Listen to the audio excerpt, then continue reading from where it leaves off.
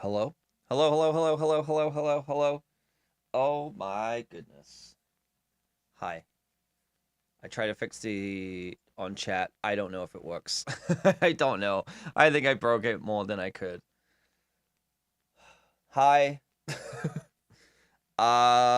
Let's do some house cleaning first. Oh god, I gotta clean my house as well. First of all, hi everyone. Welcome. It is a normal, regular stream. There is nothing else of value or particular goodness to be here. Um, Honestly, I don't know. It's probably not going to be a long stream. I am fried. I don't know if it comes through if I look fucking tired. I am tired. This week has been awful. This week, I don't know how else to describe. It's both been a really good week and it's been one of the worst weeks I've dealt with in a while. Funny enough, since last year when dealing with landlord stuff. And I'm sorry that I had to like not stream on Monday. I just couldn't take it. Like Monday, it was like I couldn't figure out the job situation. Everything was kind of falling apart with trying to get the job and sign the contracts and everything. The landlord was like refusing to answer me. He sent me this message on Monday that was like, I was like, hey, I haven't heard from you in like 2 weeks. Are we extending the lease or not? What's going on? It's been 2 weeks. And he just replied to me with, I need to think. I'll get back to you in a few days. Like on the 10th of February, my lease ends February 28th. And on the 10th of February, it's like, I need to think about this. What are you in a fucking teenager relationship? What's going on? Like, you're expecting me or not? You sent me a letter 4 months ago saying you were. So, anyway, he's finally sent me something. And now I'm in a different predicament where I'm like, I don't know if I want to sign it. I'm just like, this is getting absurd. It's just getting so absurd of like something else has come up now where it's like, I don't know if I can sign it. I just gotta wait and it's getting really messy and it's just like, it's getting really stressful of not knowing what's happening with living situation. I think regardless, I'm gonna have somewhere to stay. I'm good. I'm good on that front. It's not that issue. It's just like, if I'm going to be here or not. That's the kind of circumstance I'm in. It's just not necessarily a bad thing. It's more just like I'm waiting on this. The reason why I'm like late today and didn't start in the middle of the day is just got like information. I had to fill out a bunch of forms. I had to do a bunch of paperwork for the job that I'm starting, which I've worked there before, but my role is changing. So before I was a contractor where I'd invoice for my pay and everything and I was just paid per hour. Now I'm switching over to an employee where it's an entirely different system. So I had to do like all of the onboarding and all of the payment process. And then I had other stuff coming through that I had to update. And it's just kind of like, I'm just tired. I'm very, very tired. Employee is good. So it is good, and I sound like I'm like about to complain, and I guess I am, but it's like employee is good, but it's still a contract. It's not, oh, you have full time, you have a job for life. It's like it's you're we're gonna pay you as an employee, but your contract is 6 months, and like that's it. That's kind of like where it's at. And it's like, okay, that's fine, but the contract stated it's only part time, 20 hours a week, which it's it's not. It's basically they're basically giving me a contract to keep me on retainer until a project starts so I don't take another job. That's essentially what it is. And so they've offered me a contract and they're just like, just to let you know, it's 20 hours a week part-time, but when we get a project in, it will be full-time. But it didn't specify that. No job is forever anymore, but I mean employees are eligible for more than contractors usually.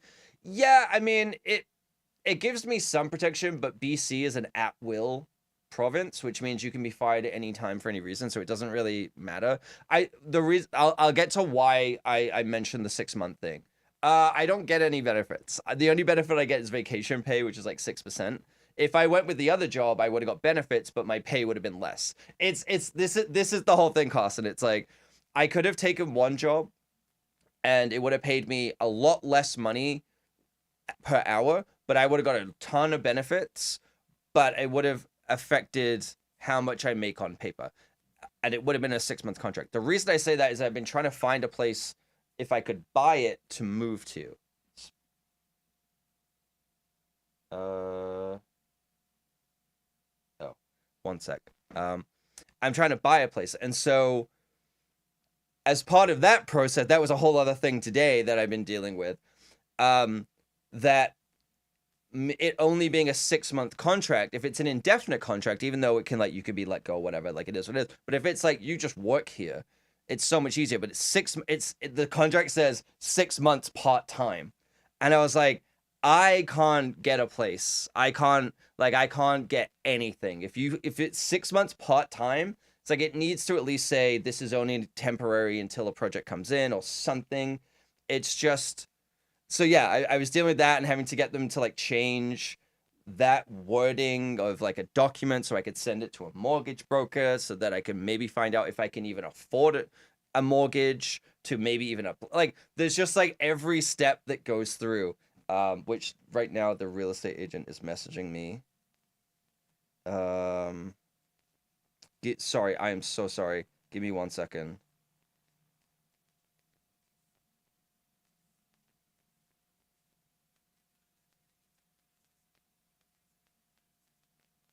Sorry, give me 1 second.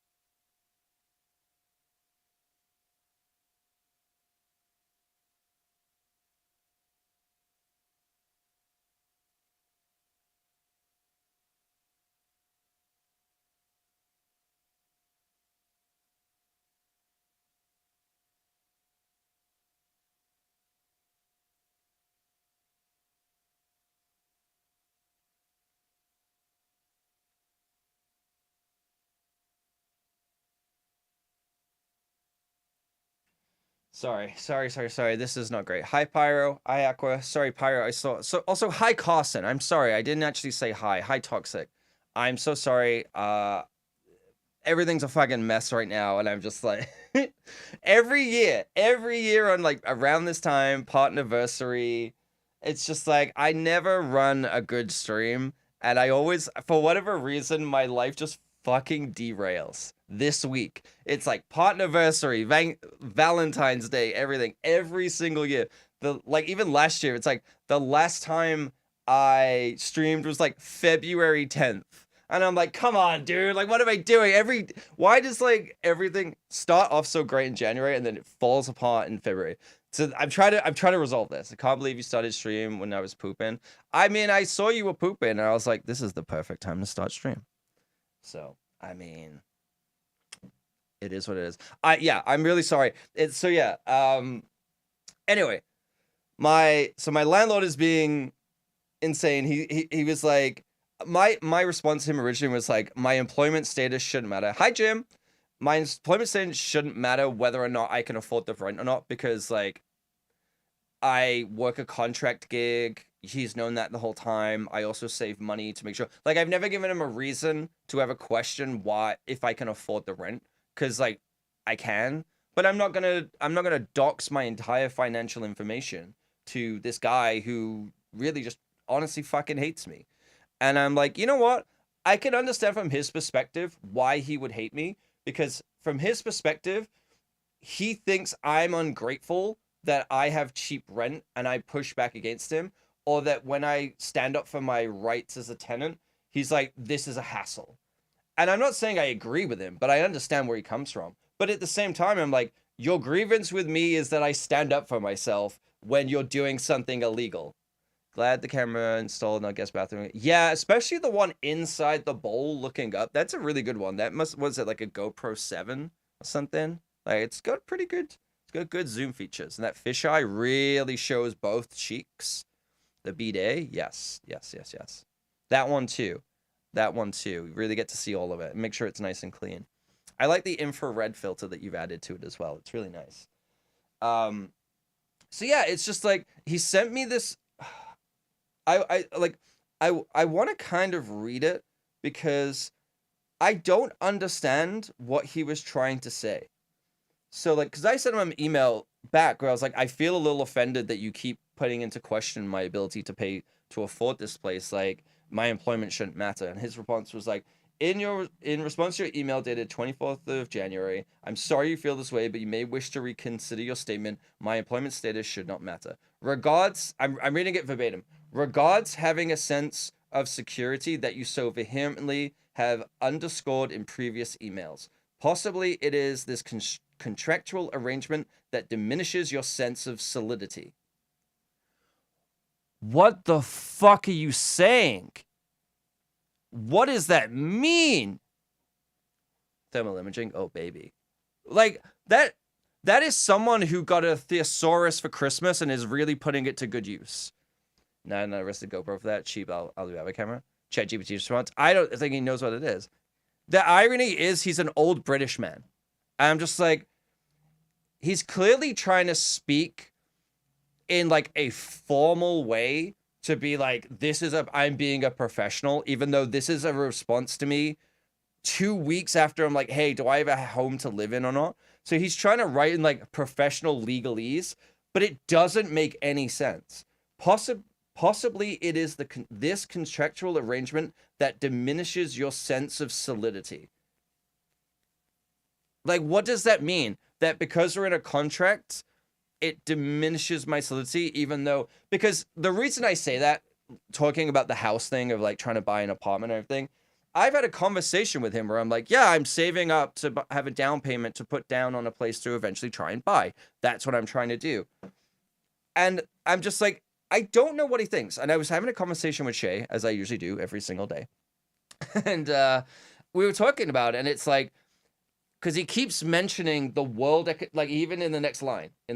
From my perspective, I'm afraid it doesn't inspire confidence, especially given this current worsening economic climate.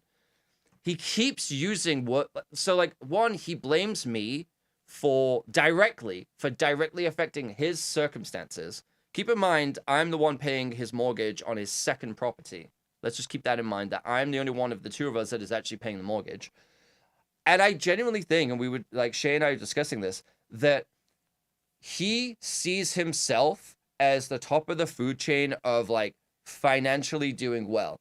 And I think that he thinks that he's not doing well enough because either he's made kind of shitty financial decisions or he's just put all his money into like a GIC or with a bank and let them invest and it's not as much as he wanted, or that he's not that he's not turning enough profit from this place when he has all these previous years. So because the interest rate is so high for him, I think it's like 9% because he did it in a really stupid way. And it's a variable that it's like, keep in mind, his interest rate on his mortgage is like 9%, and his mortgage is still less than my rent. So like, he's breaking even. Just imagine how low his mortgage payment is in that regard. And he's complaining to me, the person paying his rent. So he's got this thing in his head is like, if he's doing bad, there is no way that I could be doing better than him. He's living paycheck to paycheck, your paycheck. Yeah, I mean, that could be it. But I think that he like, I don't know what he does. He's such a weird dude. I don't know what he does. Are you now month to month? No, it's like now it's like another fixed term 1 year. He's like, so as part of his email, I signed the agreement. Breaking even and his property is rising. Yeah, so he doesn't have anything. Literally, he's like, oh, this economic climate. If I don't pay my rent, I can get evicted. if he doesn't pay his mortgage, he has mortgage deferral. He can take a HELOC against their property, or he can sell it and make hundreds of thousands of dollars that he has not paid a single penny in since he put a down payment down. And he's complaining to me about that. Like, don't complain to the person who's actually paying the bills, you know? And so I generally think it's like, if he's not doing as well as he thinks he is, there's no way I could be. Because if I was doing well, I would own my own property. That's the mentality. Not that it makes more financial sense for me to rent because it's cheaper, but that because I don't own my own property, I must be failing, struggling, all of these things. It's really stupid. So I'm not month to month, but because of the way the lease is structured, it goes month to month after this month regardless. So even if I don't sign it, so I signed it and sent it back to him, and he refused to sign it, and then he sent this back. He then sent me an addendum, which we didn't have before. We didn't have an addendum before. And it's like, should you agree with the addendum, I will send a signed copy of the lease. And I was like, I don't care, because the addendum literally says, make sure that you've signed the lease and reread the end date of the lease. Please comply with Section 9 on page 4. Section 9 on page 4 is, if you're going to sublet the apartment, let the landlord know. And then addendum 3, make sure that you pay your rent on time. Why do we need an addendum? The addendum just says, hey, make sure you read the lease and sign it. That's literally all it says. And he's like, I'm not sending it unless you agree to the addendum. And I'm like, you mean the thing that I already signed? So I was like, if that's what you want, I don't care. So now he sent me this page again, which is signed. First of all, instead of sending me the page of the lease agreement to sign, he sent me a screenshot of his entire monitor, and I could see all of his tabs and everything. And I was like, what are you doing? Like, send me the PDF, like the page, so I can sign it. I'm not signing a screenshot of your monitor.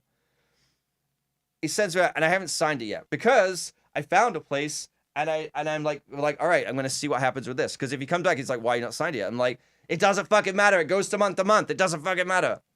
Housing is insane. Housing is fucking stupid. Can empathize, read rent eviction when we're paying rent over the month. Yeah, I saw one the other day where someone was selling an apartment. It's like an 800 square foot apartment, 2-bedroom. Layout was atrocious, like so bad. And they were like selling it, and they're like, tenant is still in there and is happy to continue. Tenant is paying $3,400 a month. I looked at when that place last sold. It sold in 2007. Those people's mortgage who are selling it is like $1,100. Hi, Serplu. Oh, you've probably ran into him. He lives in Japan. You've probably fucking ran into him. It's like an old Luddite British man who dislikes Asian people, but is married to a Japanese woman and lives in Japan. Does not understand how the internet works, but has a job on the internet. This guy's just having a conversation with him. You're like, it's like having, like the movie My Favorite Martian. It's like that, where it's like, did you land on Earth yesterday and you only learned about like how humans function from like foreign language films that are in a different language than what you actually know how to speak? It's like you learned it from like Italian, the Giallo films. That's how it feels. It feels like you're interacting with someone who has never existed inside a populated place. Are you the... Yes. Oh, that makes sense. Yeah. No, because he wouldn't know how to make a Twitch account. He doesn't know what Twitch is. Like, it's insane. It's insane. Sounds like he's getting Fox News for how risky it is to... Yeah. He's paranoid. I have no doubt. He sent me an email once, like his first ever email, and it was like, God save the king. And I'm like, if that doesn't tell you everything that you need to know, that is the equivalent of just having Christian conservative written in your fucking Hinge profile. Have you ever given reason to think you won't pay rent on time? No, I pay. He keeps pointing to the sublet thing. This is why. He's not saying it. He wants me fucking out, but he doesn't want to be the bad guy. So he thinks he's doing me a favor by like extending for like another year, but he keeps pointing to the end date, the illegal end date, because he's written in that it's like fixed term lease because of landlord personal use, family use. Doesn't have any family, like doesn't have any kids or anything like that. Is like there is no discernible reason other than he just thinks that it gives him the right to kick me out anytime for any reason. That's what he thinks it does, and it's like that's not how that works at all, my guy. And so yeah, it's just this weird situation. He keeps pointing me to that. He's pointing to subletting. So it's basically like, if you decide to leave, it's your responsibility to sort out your replacement. And I'm like, this is stupid because if I leave, because of the way you so like he hates that I'm paying low rent. I'm not paying low rent. I think I'm paying pretty reasonable rent, what it kind of should be. And it's like, if you leave, it's your job to find a replacement. I'm like, that's fine, but because of the way you've written this contract, because of the way it's structured, you can't charge a new person moving in more than what you charge me. So you're kind of fucking yourself. Where if I leave, you don't get any more money. Like you don't get anything else. You cannot raise the rent on that person and get more money. But if we're month to month and I leave, you can. Like if I leave of my own volition, he is completely like good. I can't like really go to the tenancy board and be like, hey, this guy like misappropriated what a fixed term lease is for. I can't do anything. But he keeps getting me into these things. And I'm like, dude. And he once asked me on a call, what option should I tick that gives me the most advantage? Like asked me what's the best way to fuck you over. And I was like, you know what? Honestly, stop doing fixed term lease, because when you do fixed term lease, you think you have more power. You're actually fucking yourself up more because you're basically lying as the reason why the tenancy is ending, and you're giving me legal precedence to take you to court, and you owe me a year of rent. Like if this tenancy ends on the date that he has specified and I leave and he doesn't move in, he's broken the tenancy agreement and he owes me a year of rent. But if I just move out at a normal regular time, he owes me nothing. It's just like he is so financially inept. And I'm just like, because all he thinks about is the here and now. He's not thinking that for the last 20 years, he has owned a property in the middle of a very expensive city that has been paid for by other people for so long. He's not thinking about that he has profited from this place for the last 20 years, but right now, because interest rates are high, he's not making enough money. He's only like, I'm not making any money from this now, therefore you specifically are fucking me over. Not that you took a really bad variable rate mortgage that is at 9%. Granted, that is breaking even. I want to remind you, breaking even.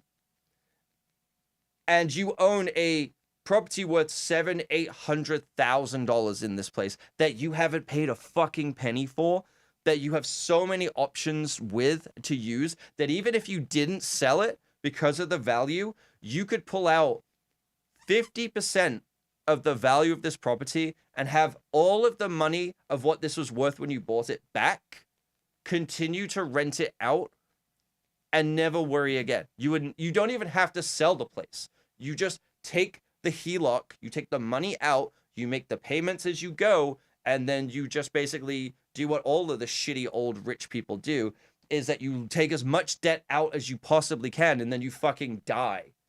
And that's how you solve that problem. It's just like fucking insane. I don't know. Sorry, the real estate agent's messed me again.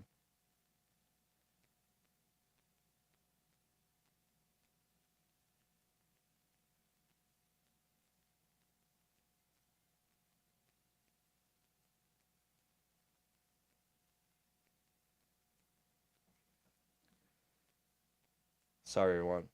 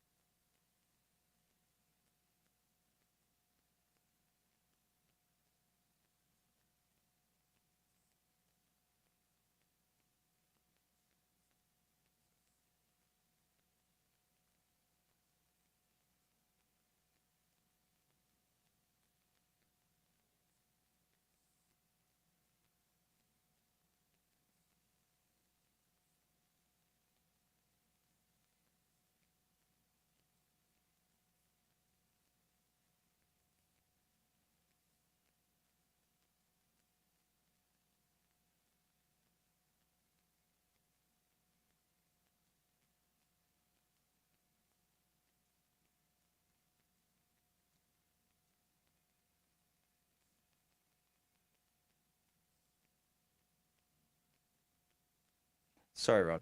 Just absolutely staring at my phone. I was just texting them back. There's a place that we're interested in, and the person that's selling it is you have to give like a deadline. If you ever make an offer, you have to give a deadline, and the person is at supposedly at a work party. I don't know why they'd be at a work party on a Wednesday at, I don't know, 8 p.m., but they are. Um, and so they're like, "Oh, can we extend to like discuss this tomorrow?" Because like the seller real estate agent was like, "Oh, to close quickly, let's just counter with an over asking." And we were just like, "No, maybe just like take a bit more time and actually think about the offer, because it's like, it's already just, I don't know. I'm tired. Uh, Camera zoom is a functionality on a smartphone. All that. Wow, Aqua. We'll give that one a 4.5 out of 10. So we have to, every time Aqua makes a snappy joke, we have to give it a rating. Too close quickly. Why don't we spend more of your money? I mean, look, it's not the worst one. There was an apartment that I saw before Christmas, and they were asking way too much. Like, I'm not even talking just like, oh, typical Vancouver. They're like pricing it under, but they really want more. It's like they were pricing it like $110,000 above any other place in that building that was on higher floors with better layouts. And we were like, this is insane. You're asking too much. And the seller was like, they YOLO'd into it in like 2021 or 2020 or something like that. They're coming up for the mortgage renewal, and their costs are going to go up. So of course, it'd been on the market for like 6 months, and no one's bid on this place because it was like 580 square foot, but they wanted like $750,000 for this thing, and I'm like, that's fucking crazy. That's insane. Like no one's paying that. I was like, every other place. So we were like, okay, let's put an offer in, but we put an offer in that's actually a normal, reasonable price, and we did, and the seller came back and they were like, no, because that's the same as what I paid, and I refuse to lose money on this place because I want to make sure I get my money back, and I want you to cover my seller fees as well. And we were like, that's not how this works. Like, no. Like, yes, technically the buyer covers the seller fees because it comes out of that. But you don't demand that I pay your fees on top of mine. You're out of your fucking gourd if you think that's gonna happen. And so it's just, yeah, there's some people here where it's like they just want to be done with it, and you just don't know who you're dealing with, because sometimes something is priced really low and you're like, that's weird, and it's because they want to start a bidding war. And it's kind of funny because we saw another one, and someone did that and they priced it too low. They priced it like $35,000 under what they actually wanted, and they got one offer at the lower price. And so what they did was they just went nope, and then raised the price, and everyone's like, you couldn't even sell it at a cheaper price. Why do you think you're now going to sell it at a higher price? Also, it just says you increase the price. And so no one wants that, because there are other places with a better layout selling at a better price that makes more sense. So yeah, it's really weird. Like, you just don't know what you're getting, of like why, why someone's moving, what's happening. Like, maybe they want to sell before the mortgage comes up for renewal because the price goes up. Maybe they're moving further away, especially when they want to close really, really quickly. You're kind of like, is it just because they have another place lined up? Vancouver is such a weird market because it's not a thing where it's like you're trying to buy a house and there's like a chain and like they're moving on, and this, you're like, is this just like some like sleazy investment person who's like dumping one of their places? Or it's like, who are you dealing with? Who are you up against when it comes to offers? Because it's like, if other people are putting offers in, there's so many people here now who have just like gone full into real estate. It's calmed down a bit now since everything kind of went crazy with interest rates. But it's like, you'll have people that will just cash buy a $600,000 apartment. They'll just buy it in cash because they're like, I don't care. And so you're competing with those people where you're just like, yeah, I can't compete with that. I just want somewhere to live. And they're just like dumping $700,000 into a property that they have lying around because they know that over time it's going to be worth so much more. and it's going to rent reasonably well. So even though it's like, yeah, they're putting that money in, they have no mortgage, and everything coming from that is just going to be like profit. And like they don't even care about the rental. It's honestly just having someone there to mitigate any costs, and then it will go up in value because you get taxed if you have an apartment that you own for rental but you don't rent it out, you get taxed.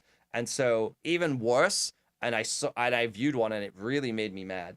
There was because the real estate agent told me that's what this person was doing. They owned a property that they had listed as a primary residence, and what they would do is they would just go there now and again and like pick up mail or like have a parent stay for a couple of days so that there was someone in there. And they did that so that they didn't have to rent it out. And I'm like, fuck you. Like you, and also insane. You have enough money to just have an empty apartment, and they were obviously trying to sell it because they bought it. They were a lawyer, so they're not stupid. They bought it 15 years ago, whatever, so it's doubled in value. But the thing is, it's still now sitting on the market, and this is like 6 months later because no one wants it because people were just buying shit without actually assessing the value of it. Like, oh, it's cheap. But it's like, just because it's cheap doesn't mean it's good. Doesn't mean that it actually is like someone might buy it to rent out and be like, whatever. And someone might rent it because it's like, whatever. But like that Venn diagram is no longer a circle. They're starting to like really separate out. And people are just like, no, if I'm going to drop, especially when things are so expensive, I'm going to drop that much money on something, even as a rental now, it has to make sense because the value just going up doesn't mean that's what it's like art, right? You can price a painting for a $10,000, but it's really only worth what someone's willing to pay for it, right?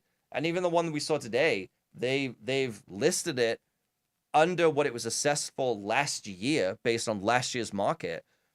And they're like, oh no, it's like priced at the right value. It's priced fairly. And then we give them an offer that's pretty close to asking, like really not that far off. Because I was like, yeah, I think that's worth it. And the first thing was like, oh, to close early, let's just counter with a higher thing. And I'm like, if that's the amount you want, just list it for the amount that you want. Stop with these fucking games. So many condos were built for investing. Owning as a home is like negative. Yeah, renting maybe to desperate student. And that's the thing is like and every new home that's like going up, or like a lot of them, I'm like, when they build them, they're building them. They're not even building them as shoeboxes anymore. They're not even building them where it's like, it's kind of like a boxy space that's kind of white walls and sterile. It's like these really weird shaped buildings where it's like your apartment, there isn't like 4 walls. It's like 3 walls and a curved wall. And you're like, okay, so I can't put a bed in there because the bed is touching every fucking wall. I can't like put furniture in. Like nothing is designed for people to live in.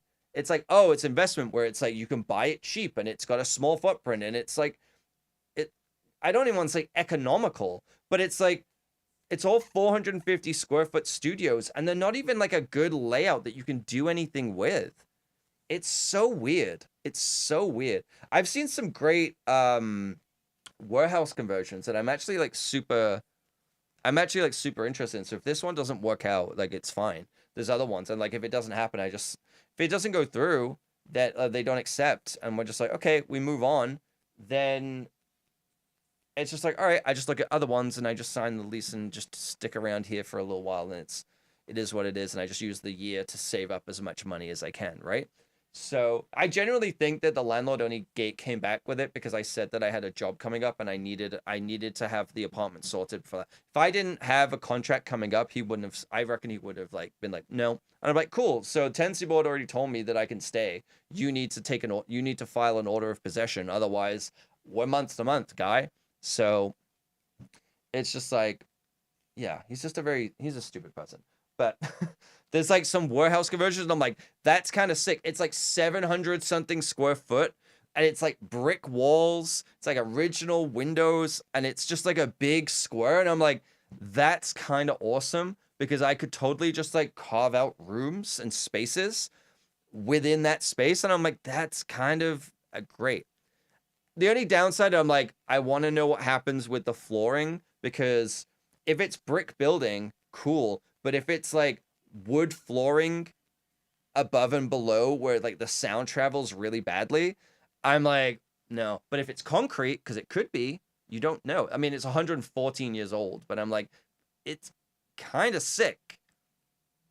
I do think one big box. I would rather just have that because, like, again, talking to Shay, it's like with loft apartments. I'm like, yeah, they're kind of fucking cool. I do like them. It's just a lot of people, again, the idea of a loft is like kind of sick, but then they built them in these stupid ways that wastes so much square footage, where they put these stupid staircases in that are in a really odd place that makes no sense. And I'm just like, I feel like my landlord designed them. That's how it feels. I'm like, this was designed by an alien that crash landed on Earth. And like, they watched Grand Designs in reverse. That's how they learned how to do it. That's it. Or they learned architecture from watching the Mighty Boosh. You know? I'm like, which makes no sense. But I'm like, none of these make sense. Where one of them, it was like a giant spiral staircase in the middle of the room. Like if you had a big square room, middle of the room that goes up to a tiny little loft area that's like 4 foot by 5 foot. And then they shoved a mattress in. And I'm like, you know what? Just use it as a shelf. Just use it as a shelf. Because whatever you've gained at the top of that spiral staircase, you have just fucked that entire room up with the spiral staircase. And they're asking for like $800,000. And I'm like, you're off your fucking tits. It's insane. And it's just in the worst area as well. Fit a couple of figurines. Yeah. Put some Gundam put some Gundam figures on that thing. I'd be like, hell yeah, dude.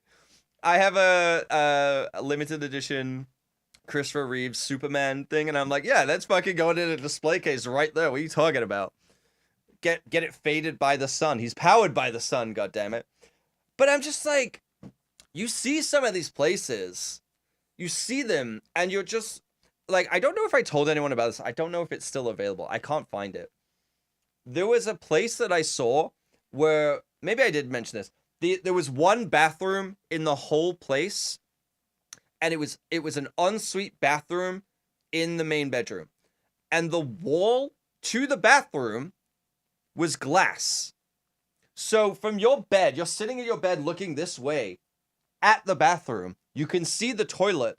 It's a fucking glass wall. You're lying in bed just watching someone take a shit. And I was like, who thought that was a good idea? Oh, well, the bathroom needs more light. No, put a fucking light in. I don't know. What is this? Sounds like a Japanese love hotel. You know what? I'd rather have that. Because you know what? In Japan as well, they have those bathrooms that are in a really tall tower. And then it's just like they have those, like the electric frosting where when you close the door and you turn it on, it frosts the glass. At least have something like that. At least have something where it's like, you flick a switch and it frosts the glass or something. Fine. But like, I just couldn't believe, I was like, this is like in the middle of a downtown city. I'm like, who made this choice? It's not even like a good aesthetic choice. Like, imagine being the designer and like running into the room with your little thing and be like, guys, I figured it out. And you lay it out. You're an architect. You lay it out and you go, this is what we're doing. We're doing glass walls of the bathroom. And everyone who's a partner in that place looks at you and goes, you're a fucking genius. Yes, let's do that. What the fuck? Like, how does a decision like that get through? How? You might get a kick out of the meme format of, what would you do with this space? Yes. Yeah, we definitely want to spend some time looking at those things and just seeing what people do and coming up with designs. Like what I do sometimes is if I see a place that I like, but I'm like, this needs work. One, it's a bad idea when you see an apartment and you're immediately trying to redesign it, unless it is a 800 square foot loft that looks fucking sick, that it's all open and you can come up with like what you're doing with it. And like, aside from that, if I'm like thinking about how I can change the layout of a place, it's probably not the right place. But because I am a special person and my brain doesn't work like everyone else, I download the floor plans, take them into Photoshop, and I start redrawing where everything would go. And I'm just like, I almost to the point one time I was like, what if I like took my phone out and did a LiDAR scan and created a 3D scan of the apartment so I could go home and like plan out where everything goes. And I'm like, okay, if I'm doing this, if I have to plan this much, then I'm like, this is stupid. Like this is clearly not the play. Carson, I would love for you to come over and spend some time and use my bathroom. It's got a nice glass wall. And I'll just chill. I'll just play Balatro on the Steam Deck while you drop a Steam Deck in my toilet and I watch you do it. It's been a long week. Okay, it's only Wednesday. It's been a long week. It's been a long week. I am so sorry. I am so sorry. Uh Sounds like your current landlord designed it when he first visited Japan and got enamored with hotel. Yeah. It's all coming full circle. There's apps for this now? Oh, baby. Grab Reality Scan and just scan the... Yeah, I mean, I have it. I have them on my phone. I have the Polycam app where you can scan the room, but you can also... You can actually do it where it's real floor plan, so it takes the... Drop a Steam Deck. Yeah, let's... We've come up with way too many euphemisms for taking a dump in this stream. Like, was it? I'm gonna scroll Blue Sky for a little bit. Dropping a Steam Deck. Just... Yeah, I don't know. This explains a lot. This explains a lot. But I've done that because I had to, when we were first looking for offices for one of the studios I worked at, what I would do is I'd scan the office so that we could send it to the people in LA and show them the office in like the actual space. And then they could actually plan it out because you have to you had to like build out an office. It's not just like ready to go. You have to build it out and figure out where screening rooms would go and things like that. So having a scan that's like real world scale was actually really, really useful. And I was like, man, I should just do that. Just go around or like build like a proper floor plan. Because there's so many places that are listing on these sites that are insanely expensive and they don't even include a floor plan. And I'm like, you're asking people to like drop to like one, view it and spend time. You're wasting everyone's time. But like you're asking people to drop like $700,000 on a place and you can't even do a floor plan. There's like 7 pictures of the building outside from different angles, and then they have one photo of like the parking spot, and then there's that's it. And they're just like top floor penthouse corner unit. I'm like, I don't know. This could be Buffalo Bill's dungeon. Like, what is this? Are you trying to sell a property or what? Because it looks like your teenage son accidentally uploaded his fucking camera roll. That's what it looks like, or your grandma. It doesn't look like you're selling a place.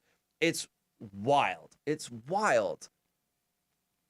Oh, Aqua's sending me stuff. What are you sending me? Yeah. One of those. Like, exactly one of those where it's like you have the little... That's basically what it was, but in a loft apartment. And, like, it's such a waste of space. And they're like, oh, you know what? Aqua sent me a photo where it's like you have a staircase and you go down and there's like one of those random shelves in the staircase that you can put stuff on, but it's also kind of a waste of space. And it's like when you go into these places and like, yeah, we've got an office and a den, and I'm like, if I have to climb a ladder to get into my den, then no, that's not a den. That's not a den. Like, what? I'm gonna put how am I gonna get a fucking rolly chair up there? Like, that doesn't make sense. If I lean back too far, I'm dead. Like, no. Absolutely not. I saw one that was cool. One of the ones where I like is like the like loft style, which I'd love to do, and I've seen like one that was kind of cool, but it was in like a really it wasn't like in a bad neighborhood in terms of like it's dangerous. It's a bad neighborhood is that it's in Yaletown, where it's like slap bang in the middle where all the bars are playing shitty music. So you would just be in the middle of like clubs, and it like that would be the worst. But it was like this one where it's like it was like an 18-foot ceiling, but it had a catwalk around it, so you could go up to a second floor where the bedroom was, but it had an opening down to the bottom, but it had a wraparound section, and at the other end it had an area where it was kind of like what are they called, where it's like it's not a balcony, but it's the bay window style, bay window. Taylor Swift. No, I'm closer to Taylor Swift music than that. Solo Cameron Express elevator. No, I need one of those. What is the elevator where it's like, it's just like 2 steps going up at the same time and you have to like step into it at the right time. I need one of those and it's just perpetually going. I would definitely do one of those, although being drunk would be horrendous to deal with that. Or just like a rope and you just grab on it, it just pulls you up. But it had like this bay window, and I was like, man, that's really cool. And I saw one where they had the big opening, but they had it's kind of like a jungle gym where you have like the rope um hammock style thing where it's like all connected and you can just kind of lie on it and line. I was like, that's sick. I was like, that's so fucking sick. I want to do that. I want to do that, but I don't have $900,000. Not even to drop on it, but I don't have $900,000. I don't have any. I don't have any. I did a budget calculator earlier out of like all my expenses, and I end up with $33 at the end of it all. So like, yeah, we're not doing well. We're not doing good. Okay. Let's see.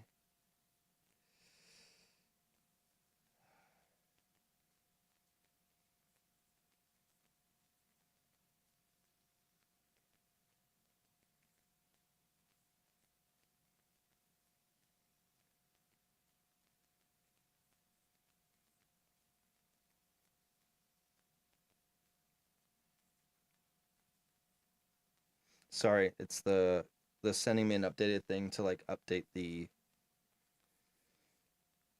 time in which the person has.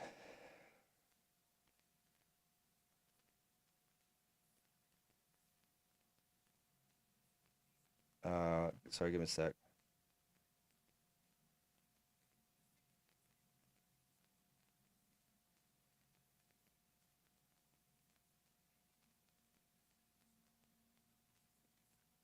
$30 better.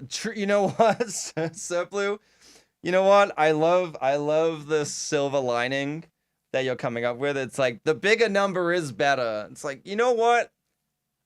You are right. You are absolutely right. The bigger number is better than 32. You know what? Even be better than 33 though. 34. Christ. That's where we're at in the economy. We're just like, well, I mean, more is better than less. Like you know what? You're not wrong. That's like the best we can come up with of just like making ourselves get through the day. No, it's fine. It's just like I did a budget breakdown of what I spend, and I did it very loosely, where it's like, okay, I spend this or that, all my ideals, and when I end up with like $33, that's like I was like, that's kind of pretty good, like because the $33 is like, here's my salary. Let me take out. I calculate it on like mortgage rather than rent, just to like think about the place. Trying to do like an analytical exercise of what would this actually cost me of where it falls, and it's like, does it fall in the 28% rule or the 44% rule? And it does. It would fall pretty nicely into that. It's just like convincing someone who lends money to do that based on the contract of the 20 hours a week thing kind of gets a little messy.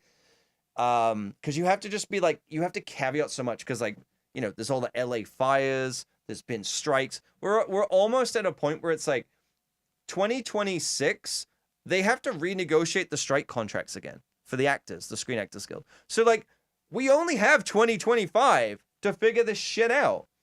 And it's just like, I would like a win. I would just like a win where it's like I get 1 year of full employment, because I've had like every year since like the most money I made was like 2022. And it's like each year it's just kind of getting less, but I've worked like so much more, and I'm like, fuck, man. I just need like a win. Like last year it wasn't the worst. Like, I'm not going to complain about my salary. The fact that I was able to take as much time off as I did and still end up with a very good salary, I'm not going to complain about. But relative to like where I live and being able to actually afford a place to like buy or anything, it doesn't cut it. It's not even close. And I just need like 1 year of like stability. I don't know. I just want like something. I just need like the grounding and everything. Um, oh, that's funny.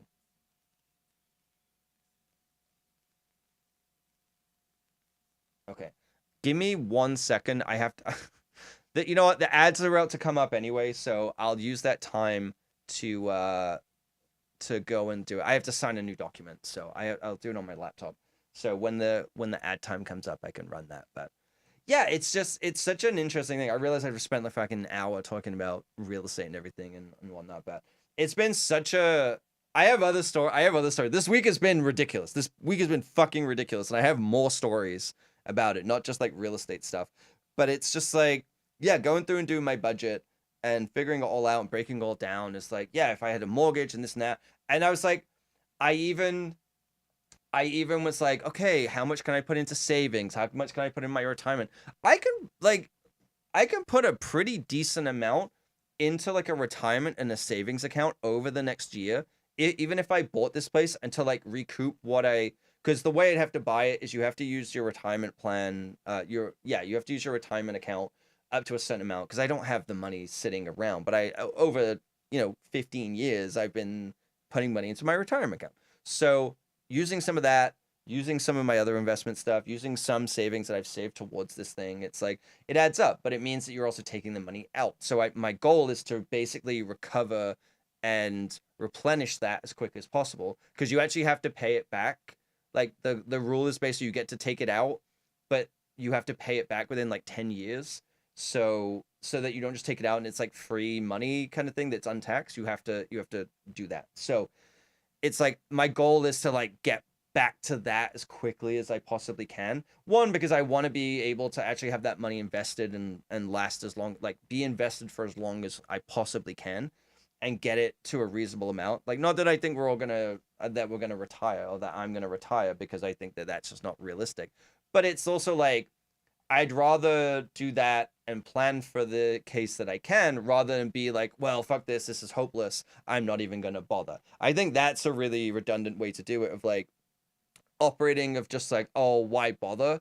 Because you just don't know, right? If you don't try, if you don't actually like plan for things and put money away, like I see a lot of people who they might not make a ton of money, but they spend every money they can on like going out and partying and all these things. And maybe some of them have like family who help them and pay for stuff and things like that. And they don't have to worry about it. But a lot of people don't. They rack up a shitload of debt and they're just like, what's the point? I'm gonna not retire anyway. I might as well just enjoy everything. It's like, right, but wouldn't you rather like build yourself up to a point where you can have that life and not live it in constant stress of debt, and then you have to like always make sure that you never lose your job and like you don't have any kind of safety net or anything. I just think that it's like, even if you don't ever retire, you could put yourself in a position where you might not retire, but you could take any job you want and it doesn't matter what it pays. If I'm just like, fuck this, in 10 years, I'm like, fuck this, I'm going to work as like part-time selling coffee in an art gallery because that's, I don't know, I just want to do that instead. And I can do that, but I also have invested money and grown it to a point where I can do that so that maybe I'm not living the cushiest life, but I'm able to pay all of my bills and my living expenses without having to worry about anything, right? So I just like, I'm working towards that, of just like some kind of safety net comfort, because I stress about money quite a bit because I grew up pretty poor and then just never really, I don't know, like never really had like a bunch of that stuff. So it's like I've had a lot of issues with money, not like gambling and things like that, but just like when I was here and when I first moved to Canada, and then I was like applied for my PR and it failed, and I lost my work permit because my PR application failed. I had to live on my savings, and I only had like maybe $15,000 saved, and it was gone. And I went back to zero, and I had to rebuild from that. I'm like, I never want to do that again. I never want to be in that position ever again. It is such a fear of mine to be in that position. It's scary. And so, yeah, it's like it's been scary, and it's like, oh my God, I haven't had work for 3 months or whatever. And then I actually like take a step back and look at where I'm at, and I'm like, yeah, like in the right now, it's stressful, but I'm my money is working for me to build towards not having to worry about those things. So it kind of reminds me that it's okay that I don't have a lot of money now because I don't want to touch the things that are growing and are compounding and everything.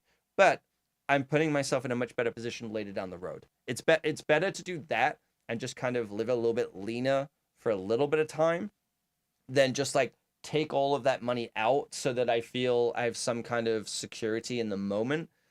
I'm trying to think more long term and make those decisions. And that's also why I'm looking at trying to buy a place instead of continue renting. It's like, yes, financially, it makes way more sense to rent.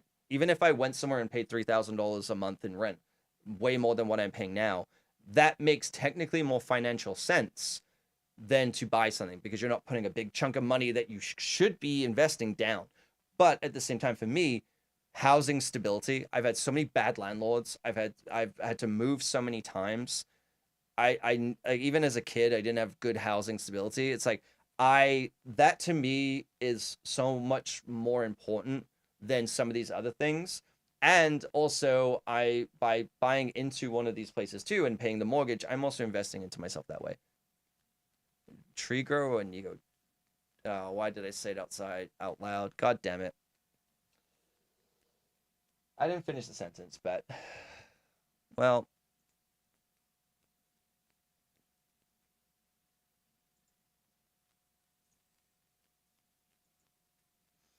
anyway, the ad's running. I'm gonna go sign.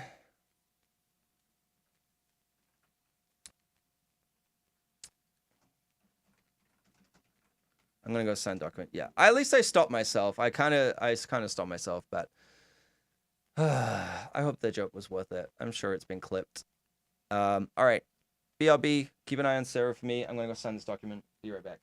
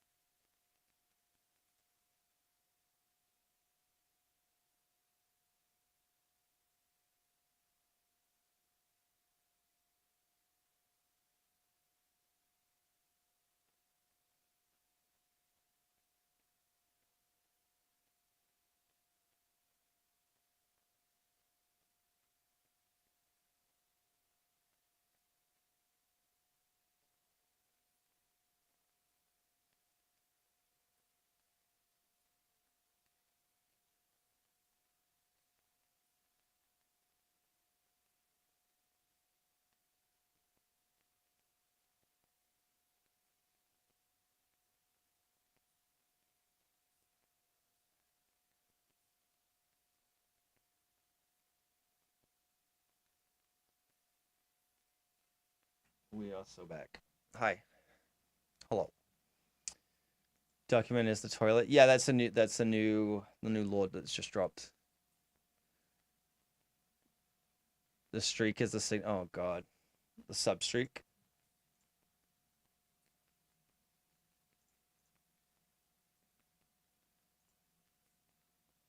Yeah. Anyway, this is what I get for practicing reading chat out. Document signed. I just had to do it really quickly. I don't know how long I was gone, so sorry about that. But I digress. Anyway, other stuff that happened this week. So aside from all of the landlord shit and the job shit, which is like job is sorted, one way or another, home is sorted. I have to wait till tomorrow to find out with this whole offer thing that's happening. That was what the document was. It's like they want more time, so I've let them have more time. They might come back tomorrow and ask for more than what we offered anyway, so we'll see. But I just, yeah, it's too knee jerk of a reaction to be like, oh, just ask for more money to expedite the process rather than not. But at the same time, I'm like, we'll see what happens. I'm not super worried. Other thing is like, so Monday I canceled the thing, and I was talking to someone on an app, and this was like last Wednesday, and they stopped replying to me for like 5 days. I was like, oh, okay, I guess they've lost interest, whatever, is what it is. And then Sunday or Monday, the day of, because they were like, oh, how about we meet on Monday, start the week off strong, and I was like, yeah, sounds good. They just didn't reply. I was like, okay, whatever. I'm gonna wait till the Monday, and then it's like, if I don't hear from you, then whatever. The time has passed. And they messaged me, and they're like, oh, this. And I was like, to be honest, I thought that you ghosted me. And they're like, oh my god, no. So I went and met them, and everything was like, they were nice, they were fine, everything was okay. And they what was it? It was just like we're chatting and everything, and like having conversation. They bring another drink, and it's like cool. They had like a full, like a pint. I think you know where this is about to go, especially if you see my Instagram. Let's say they had a pint, okay? A pint of cider that had coloring to it and a strong cidery smell, okay? So they lean over as I'm telling something, and like I make them laugh. I can't remember. We're talking about some like comedian thing. I make them laugh, and they go like this, and the drink goes all over the table and all over me. And I'm wearing these jeans, which I've now washed. I'm wearing a bright white t-shirt, right? I'm wearing a bright white t-shirt. Not like bright, sorry, but just like a white t-shirt. I don't know if this will even show up, but it's like, and it's just, I got absolutely drenched in cider, an entire pint of cider. You described me? Yes, that's exactly what it is. All down my side here, all down my leg, of my jeans. That's not really showing up, and it was near the end of the date. I'd already paid, and I was soaked from like here all the way down. Oops. One sec. I pressed a button on my headphones. Cider, barely knew her. Yeah. And it's like, I'm not good at hiding how I feel. I think everyone in my life knows this, where it's like, if I don't like something, my face is, I have no poker face whatsoever. And so when it happened, I was just like I just like grimaced, because I was like, mostly because it's like, I just went from being okay to now I'm soaking wet, and I'm uncomfortable because I'm soaking wet.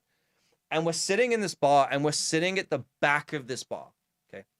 Shit, I forgot Sarah was there for a second. We're sitting at the back of this bar, and the bathroom is all the way at the opposite end of the bar. And so I was like, okay, I have to go to the bathroom to like dry off or something, because I'm sitting there with like one paper towel. Thank fuck I'd ordered food, otherwise we had no paper towels. And the staff are looking at me where the drink is like clearly over me, and I'm wiping with one paper towel, and they're looking at me, and they come over, and I was like, oh, they're gonna be like, hey, do you need a paper towel? And I'd be like, oh, thanks. No, he's like, oh, it's like, hey, did you pay your bill, or do I need to bring your bill? So you paid a bill, right? And I went, yeah, I've paid it. He's like, oh, okay, cool. Walked away. And I was like, buddy, what the hell? So another staff member's over there, and I was like, excuse me. They're like, yeah. I was like, can I have some like paper towels, please? And they like looked at me, and I was like, this. I was like showing them, and they were like, oh. He brought me 2 fucking paper towels. 2. Dude, a fucking pint. Like, come on. And so I did what I could. I was like drying it, whatever. I was like wiped it off my coat. I had to get up. I had to walk through the entire restaurant soaked to the bathroom. And I'm just there kind of like scrubbing it off under the hand dryer, which won't recognize a shirt. Have you already tipped me? Yeah, no, okay. Yeah, I already tipped. I already tipped at fucking 18%. Because I'm like, oh, whatever. And I'm like, cool, yeah, you couldn't even bring me a fucking thing. Bring me that back. Yeah, actually, no, I haven't paid. What is the amount? Minus 18%? That's what the amount is. And so, because I was just like, oh, whatever, it's fine. It's like, it is what it is. When I went to meet the person, they suggested, so one, they hadn't spoke to me in 5 days.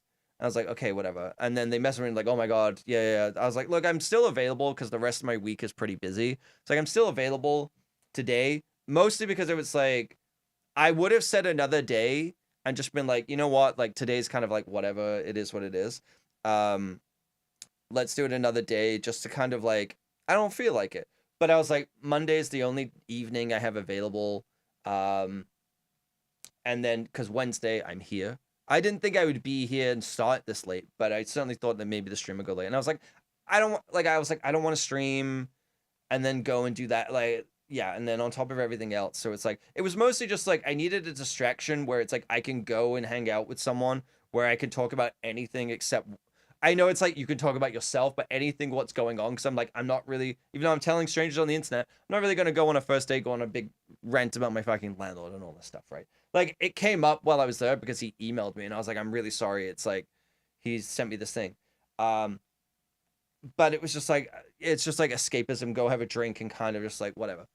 So yeah, we then went outside. And so the place where I was supposed to meet them that they suggested, which was really far away, because they picked a place near their place, not to like anything to happen, but they were like, oh, so I can walk home early. It's like, fine. But like, not only am I very much accommodating you, I'm accommodating a lot. The place they picked, they didn't even check if it was open. I was like, okay. So then they made me walk an extra 15 minutes to the place, which is fine. It's freezing cold. And it was fine at the time. I was like, whatever. But they did it so that they were even closer to their place. So when the date was done, they could get home easier. And I was like, all right. Cool. Then because of that, I had to walk in the cold like 45 minutes. I could have like found I didn't know really where I was, but I was like, I'm just going to walk to the train or whatever. And it was like, I forgot that we walked even further away. I had to walk like 45 minutes in like minus, very eager to please. I don't know what's wrong with me. I need to sort that out. -2, 3, soaked in cider. So I'm freezing cold. I stink of alcohol, which I hadn't even been drinking. I was drinking non-alcoholic drinks. So it wasn't even, but I stunk of cider and it was basically frozen on my leg. And I was like, I just want to go home. And as we're walking, this person is like, I told the story like about the comedian that I saw, and I was like, he's the worst fucking comedian I've ever seen. And I told them about this guy, and they brought up his Instagram, they looked at his videos, and they saw like a 2-minute video, and that was it. And they were like, oh my God, this guy's the worst. And I was like, yeah, he is the worst. And then they like wouldn't stop talking about how bad this comedian is for like 40 minutes. And they just, because they only had a 2-minute clip to base anything off of, they just kept repeating the one joke that he made in that entire bit. And then anytime they were trying to relate something of like, oh, I went to like a comedy show, they would use his jokes as the example for the comedy show that they went to. So I just kept hearing this comedian that I told them I really don't like and really don't enjoy. They just kept repeating that comedian's same joke to me for like 40 minutes. And then we went outside, and then on the walk home, they kept doing it. And I was like, this was like an okay date. I think we vibed really well, but this is kind of grating on me. And I want to give benefit of the doubt that I think they were just nervous, and this is after they spilled a drink on me, so I think they were kind of having a little bit like getting a little anxious of like, But it was just like a really kind of not great way to end it, of like telling me the same joke over and over and over again after I'm kind of like, I'm cold. and just yeah, it was weird. Sounded like they wanted to be a YouTuber. It takes 2 minutes, expanded 40-minute video. Hey, it's like me. It's like Ask Shay. The way I send voice messages. Hey, I got 2 minutes. Thing sent. Cool. Here's a 15-minute voice message. Wait, why are you talking to this guy? Wait, which guy? Which guy? Wait, sorry. What Toxic? The waiter. Oh man, imagine in a world where you could legally allowed to negative tip. I've actually gone after I've paid, I've gone up and I've done it when I've had a truly horrendous service. I've literally said to them, no, take the tip off, like remove it. I want it back. They've been pissed about it, but I went to someone's birthday party. It was like a work thing, and it was like we're at work, and they were going for lunch for someone's birthday party, and we were really busy. And I went to it with my friend Tom, and we were sitting there, and we were like, we're not gonna order food because we've really got to get back. We're gonna have one drink, and that's it. It took them like an hour and 20 minutes to bring us the one drink. So like we already went way beyond lunch hour, and we didn't even get food because we were gonna get a drink, sit there for 20 minutes, have a drink, grab some food, go back. It took them an hour and 20 minutes, and it wasn't busy. It wasn't like the place was packed. It took them an hour and 20 minutes to bring one beer. And we asked them like 2-3 times at that point. And so we were like, we gotta go. We basically had to down our drinks, which is terrible. And we started going, and they handed me the thing, and it was like the tip was already added on top because they're like, oh, you're in a larger party. You have to pay that. And I went, no, I'm not paying that. They were like, why? I was like, you took an hour and 20 minutes to bring us a drink. I'm not paying you a tip on top of that. I don't give a shit. We didn't order food. We didn't do any of that stuff. You didn't even provide basic service. I was like, they were pissed. And I was like, I don't give a shit. I was like, no, I was mad at that point. So I've done that because I'm just like, what the fuck? Like, if I get it's not their fault, like with the drink spilling on me, it's not the person's fault. It's accidents happen. It's fine. In the moment, I'm like, oh, fuck. Like, I'm covered and I don't like it. They added like 18% because it was a party of 6 or more. They add 18% by default. That's what most places do here, which is fine. But like, at least provide the service with that, you know? It wasn't like they were bringing everyone's drink. This was a few years ago, but this is like maybe 9 years ago. Still mad about it. But I'm like, I get it when it's a party of 6 because you're serving a lot of people, right? So it's like making sure that it's all built in and everyone knows. So it's like you don't even have to think about tipping on top. They kind of hope you do. They don't really mention it because they're like, oh, they might tip on top and I get a double tip. And it's like, don't love that. But it's like you agree that if you go in with a larger party, it's like it's a social contract. You're just like, yeah, that makes sense. Like that's fine. That's fine. But it's just like, yeah, I was like, no, take the tip off. Like, absolutely not. Oh, hi, Scott. Usually 80% is also gratuity. Yeah, exactly. When it's like when it's a larger party, it's that, which is fine. I had it once where we went to an Irish bar and we had like 8 people, and the server who was being a dick to us. She was being such a dick to us and like yelling at us to like move. Like it was weird. And she was like, oh, just so you guys know, the 18% on there isn't my tip. And I'm like, no. The 18% is your tip. You're lucky you're even getting that. I know people who were just like, they would like actually make it let. They're like, no, you get 10. You get fucking 10. It's Christmas time. You get fucking 10. That's it. She was such an awful person. Like, I don't care if you're having like, to an extent, I don't care if you're having a bad day or whatever it is. But this person seemed to just be pissed off at the fact that we came in and it was later in the evening and they just didn't want to deal with a group. And I'm like, then I don't know, just sorry, that's the fucking job. Like, what do you want from us? It's so weird. So yeah, I had to do that. I had to come home. They messaged me that they were home. Like they left and because they live so close, they messaged me in like 6 minutes, like home safe and sound. And I was like, cool. I got 40 minutes to walk in fucking covered in cider. So I got home like an hour after I left the restaurant. It took me an hour to get home. I'm not even kidding. Got home. I had to immediately like throw my jeans in the wash because I had stuff to do on Tuesday. I had like appointments. I had like RMT and stuff. So I was like, I have to like have clean clothes because my other jeans were already dirty. So I was like, I have to wash them regardless. So I did that and I was like, yep, just got home. Thank you for this evening. I had a really good time. Cider bath and all, LOL. They have not replied to me. I was like, I think they were probably just a little embarrassed, or they thought that maybe I would, because like when we were kind of separating, again they were getting kind of nervous and anxious, and they like we gave like a hug, and then they kind of kept their arms around me, and then kind of gave like another, and I was like, I don't know if they were expecting like this went really well and I'm gonna get a kiss or whatever. I was like, maybe in other circumstances, overall the date was good, but like I kind of just want to go home right now. And I don't know if they would just kind of think that because they spilled a drink, I'm like, no, I'm done with them. It wasn't that. It was that they kept saying about how I reacted really well to it, and I was like, yeah, because it's an accident, it happens. But I was like, the way they reacted to it was what I'm assuming is had a nervous anxiety attack and just kept repeating a comedian's joke that I don't like to me over and over again for 45 minutes. Sorry, we don't go on dates. It isn't worth it. True, but I don't own a black light, so we don't have to worry about most of the stains, Scott.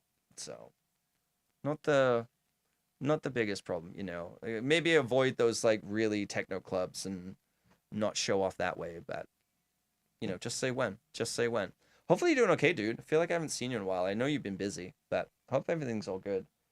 So yeah, I did that, and then yesterday I did all my appointments, and then I went on a different date with someone. They were really nice. They were really, really nice. And so they were hard to read because they were very quiet or very kind of reserved.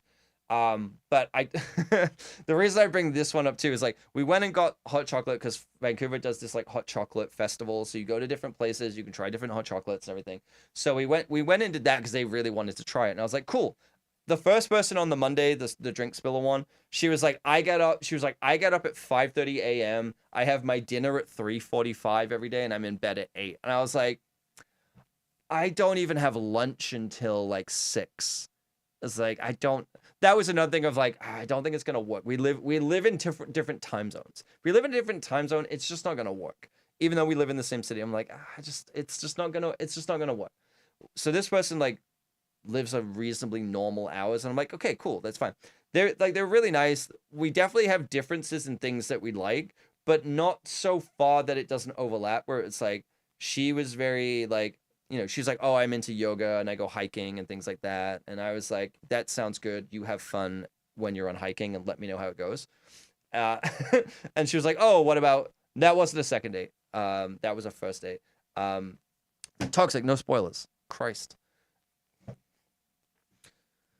But so it was just, she was asking about that. She was asking me about we were like, oh, camping, like, do you like camping? And my response, and she burst out laughing when I said it. I was like, why would I go camping when I already own a bed?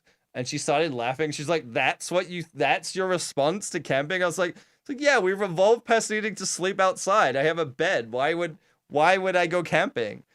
And she was like, that's pretty funny. I was like, I'll go hiking with you. Camping is like, if I have to, I will, but it's really like, it is something I will do, but it is so low on my list of things that I want to do. I was like, I'll go glamping, I'll stay in a hotel, all these things. Second date was this morning. Yeah, I wish. Maybe the date helps me launder money. It might be worth it. True. So I'm trying to get a June jobs application so I can call to June. Yeah, it's fucking cold. It's been snowing. It's been really snowing here. The weather's been crazy here. And then good luck on the new job though. Like I know you've been talking about for a while, so hopefully you find something that gives you a bit more balance.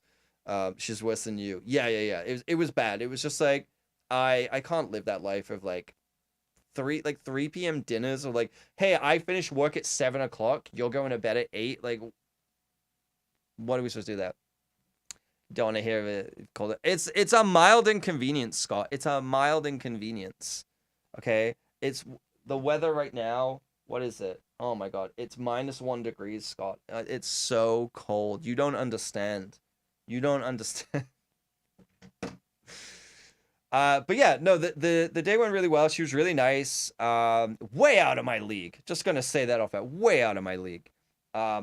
And so we were talking about stuff, and we were talking about like she does that, and I was like, okay, me and my friends were like nerds. We play board games, we like video games, and she was like, oh, I don't really play those because she's like, I don't sit still. She's like, my TV is like a frame TV, not a Samsung TV, cheap. That's all I'm like. It's a Hisense, fucking cheapskate.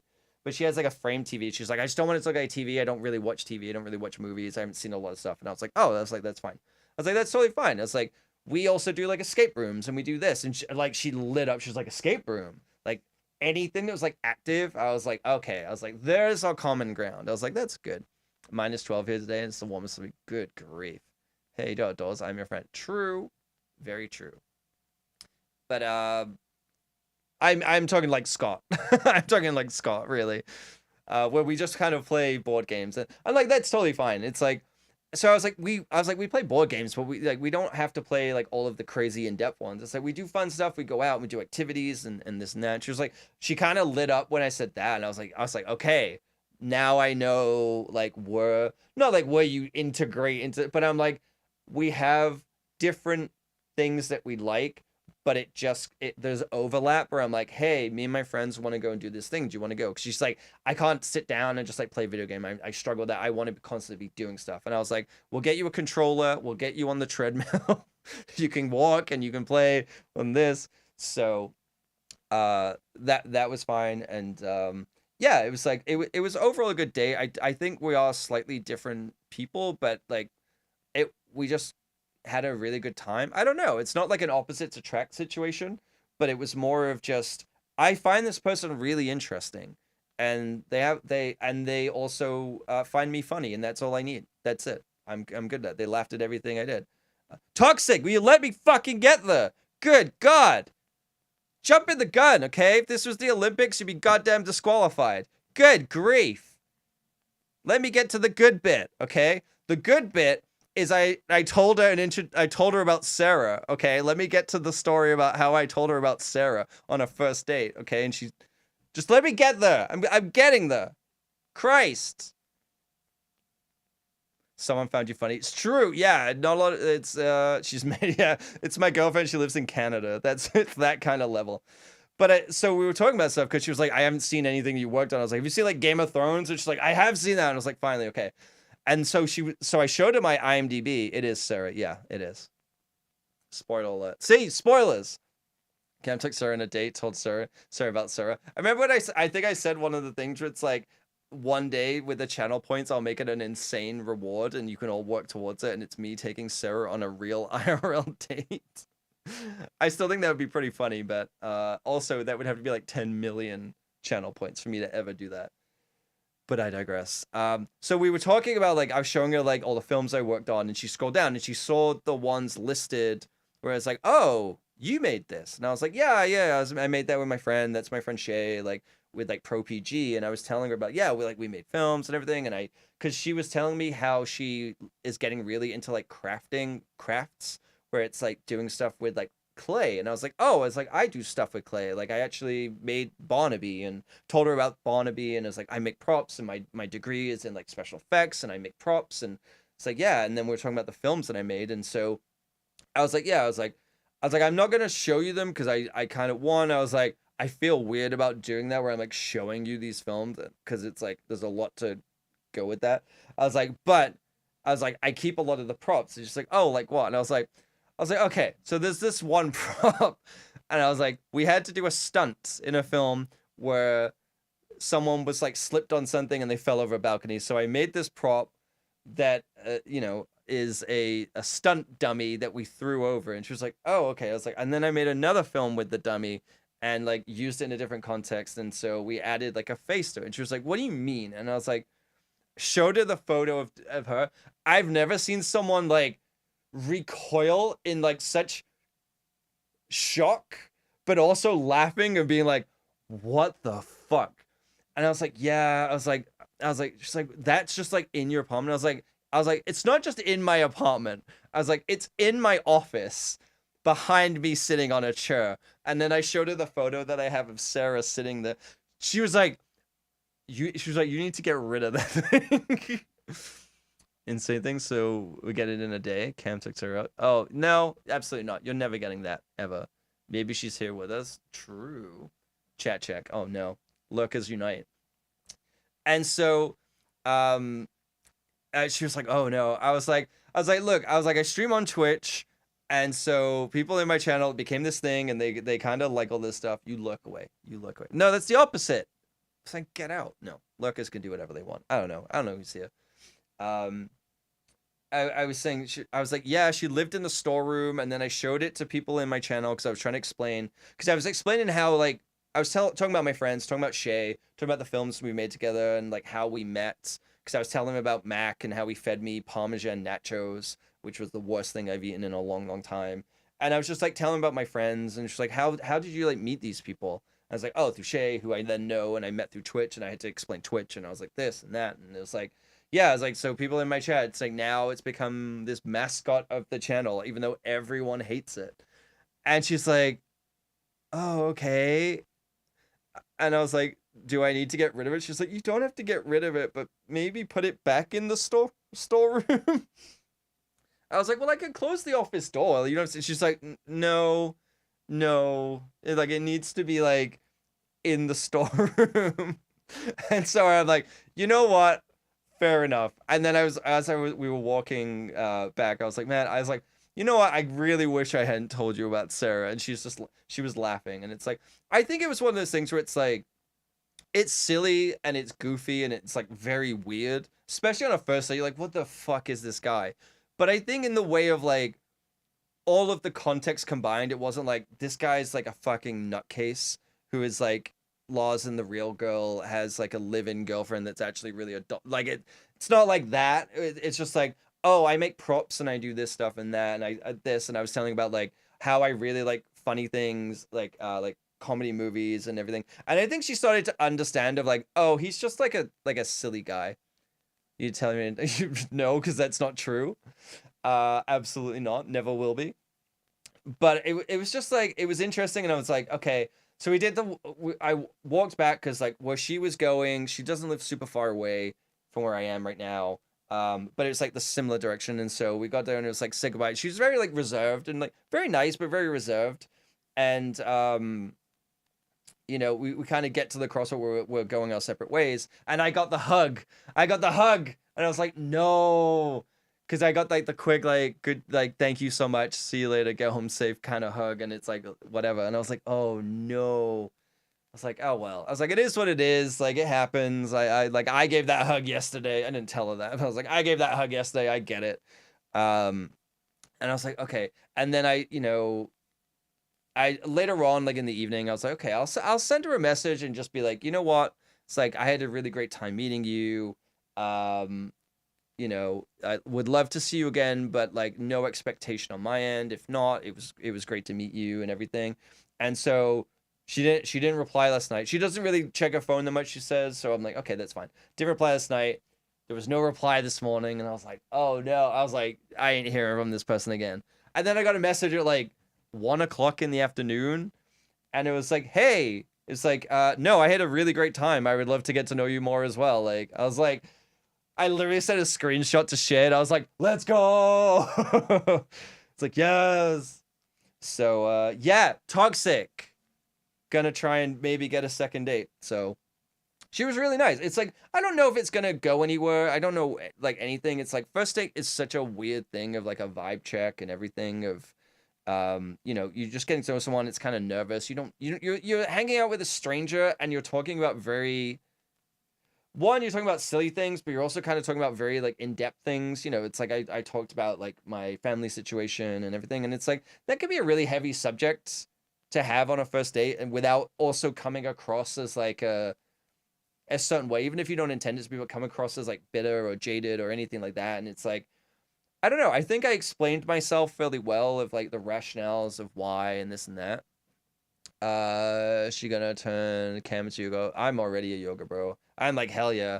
I'll go do yoga with her. Where did you meet her? I met her on one of the apps. So yeah, I just met her on one of the apps, and it was like, yeah, you know, it's one of those things where sometimes it's like conversation might not really pop super great on an app, but like in person it can be fine. And it wasn't like, I wouldn't say it was like we were absolutely vibing and everything like that. It was just like I thought she was a really interesting person. I want to know more. I'd like to spend more time with her and get to know her more. And like, it doesn't have to be rushed through. Like, go on a couple of dates and find out if someone's like a good person and you want to spend time with them. And I'm like, yeah, you know, there's no expectation. There's not like, oh, I have to get married and this and that. It's like we were both kind of on the same page of a lot of that stuff where it was like, anyone that we meet should be additive to our lives. Christian Mingle, yeah. Plenty of fish, Christian Mingle, J-Date. You went super deep with that then? No, not necessarily. But it's one of those things where like there's certain questions that come up, and she was like, I'm very close with her family and this and that, and I was like, I'm kind of the opposite. But I feel like a lot of people get really weird with it when you're like, hey, I don't like have good relationship with my family and this and that, and they're like, oh, a lot of times the blame gets put onto me, not just like me, but just like the guy in general, of like, especially when it comes to like a relationship with the parent or anything, especially like a mom, and of like, oh, you kind of just didn't try to do these, like you just kind of gave up on that relationship, or whatever, or it's indication that you are very odd with family. You don't have you don't like family, you don't like this, you don't like that. And so I added like a lot of context to that. I was like, no, I was like, I love family. I would love to like have my own, not in the sense of like kids necessarily, but just like if I got to be with someone and got to be part of their family, and this, I was like, I love that. It's just I'm saddened that I don't have it myself with my situation, but I don't deter or detract that away from other people, and I don't ever want them to feel like, I've had people feel weird about talking about the good relation they have with the family, like at Christmas, or they spent time with the family at Christmas, and I'm like, great, that's awesome, I love that. Exactly. He makes sure that I don't end myself every Christmas. That's it. Just checks in and makes sure I'm still alive, which is really interesting because he is my beneficiary. So I don't know if it's like he wants to be present to make sure I am really gone so he gets his inheritance, or to make sure that it just like, maybe it's just he wants it to compound a little bit more and be worth a little bit more before he ends my life. But who knows? But yeah, it's just like one of those situations where it's like, yeah, they were like, did you try and salvage it? Like, there was definitely like questions of that, because again, there's that stigma of like, oh, you just kind of like brushed off. I was like, no, I was like, I noticed how my life was like great, like drastically improved by putting that boundary and that separation in of like mental health and everything like that, and I felt so much better. I was like, and not just that, I was like, I put very simple boundaries in place, and that the barrier of them to overcome that, to repair the relationship, they wouldn't even do. And so she was like, okay, she's like, understood that. And I was like, cool, okay. Like, and then she was like, anyway, that's a heavy topic, let's talk about something else. And I was like, yeah. That's where I was worried, like maybe I was like sharing too much. Like, you always get in your head about this stuff, like, oh, maybe I'm sharing too much, maybe this, maybe that. Because the one thing I don't like about first dates is it feels like an interview where I'm like asking a million questions, and it's like, maybe like finding more out about someone and their relationship and dynamic with people is good, but it's like, you having several siblings is not going to make me like you more and less. But like hearing stories about how you deal with certain things can, and so finding out about the hobbies and how they dealt with certain things, it's like, can be really fun. So I'd like to spend more time with them. Like, she seemed really fun. I think that she definitely has more of a silly side that I would like to see, and it's just like removing that element of like, okay, now I've got through the first date and we know each other a little bit more, like that guard comes down a little bit, where you're okay with being a little bit more of yourself and like being a little sillier, because like, I could be serious, but my goal is just to try and make people laugh as much as I can. Not in this stream at all. Like, all I do is talk about finances, my body. Well, I guess talking about my body and showing it is kind of makes people laugh, but it's like, that's all I do. So you don't get the fun side of me. I save that for the people that matter to me. No, it's just, yeah, it's one of those things where it's like, it's sometimes fun as like someone who is like a little bit more serious, and then seeing them, like when I can make someone who's kind of a little bit more serious laugh, and like, I get them with something, I'm like, yes, okay, I am funny. I am validated by being a fat child. It was all worth it. But yeah, and then I went, and before that I went and bought some new clothes, because I was like, fuck it, I got the new job. I was kind of like, whatever. I haven't bought any new clothes since like my body's kind of changed. See, I'm doing it right now. I'm already talking about my body. Um, like everything's kind of changed. So I was like, let's go buy some like new clothes that will do me well for winter, but like first, like we're getting out of winter now, but like spring. So I bought some like polo shirts, which look very fucking good. I'm gonna hype myself up. I posted them in the Discord. I showed one of a new coat. I fucking love that coat. That coat is awesome. I'm glad I didn't buy it on Monday because it would have been covered in cider and I would have been very sad. But that new coat, I really, really like. I think it looks good. Like it fits really well. And then I bought these like polo shirts as well. And coat's pretty dope. Old Navy. Like I'm gonna be honest. Old Navy was like $60. It was not an expensive coat. I bought like 5 things for like $180. I got 2 polos, 2 long sleeve like hooded ones, and then I got that coat. Yeah. Did they complain to you that you weren't 6'5"? No, I complained to her that I wasn't 6'5". That's what happened, Toxic. I made the complaint. I was like, this would have gone better if I was a foot and a half taller or whatever. So, it's too late. I was already in the room. She made her choice, you know. She was like 5'4", so I was like, okay, we're basically the same height. We can swap shoes. We have the same size feet. Yeah, that coat. You want to hear more about your body and see more of it? I want to see more of your body, Scott. Like every week. Maybe she likes her short kings. True. Very true. Well, I think a lot of women, the whole thing about like, especially if they're taller and want to date tall men, is aside from the whole kids thing, it's like a lot of them want to, what I've heard is like, oh, well, I want to wear heels and I want to like still be with someone who's taller than me when I wear heels. I know it's like a very specific thing, but I'm like, yeah, that's fine. So as long as you're taller, yeah, there you go. I mean, I went on a date with someone like ages ago, and they were like, "Oh, you're like 6'2", right?" I was like, "No, you're just like 4'11". Like you have no idea. You don't know what height is. Shut up. If you're a trip out east, you might say, "Oh, baby." Yeah, you're coming back, right? It's just it's very funny of like out of context. Again, I also had to explain on one of these days. So it's like on the Monday one where we were talking about the photos that you have on an app, and I was like, yeah, I was like, mine are kind of like mirror selfies, and I don't like it. And I have one with my friends. I was like, but I can't take more photos with my friends because all of my friends are like 6'2" and 6'5". I was like, I look like the fucking what's his name, Bachman from Munchkinland, stood next to my friends. It's like it's insane. I like what? Oh yeah, that's gonna look real good. I'm gonna look like that meme of the blonde girl sitting in front of all of the dudes on the couch. That's what it's gonna look like. Should have used you to take photos. You're still taller than me. You goddamn.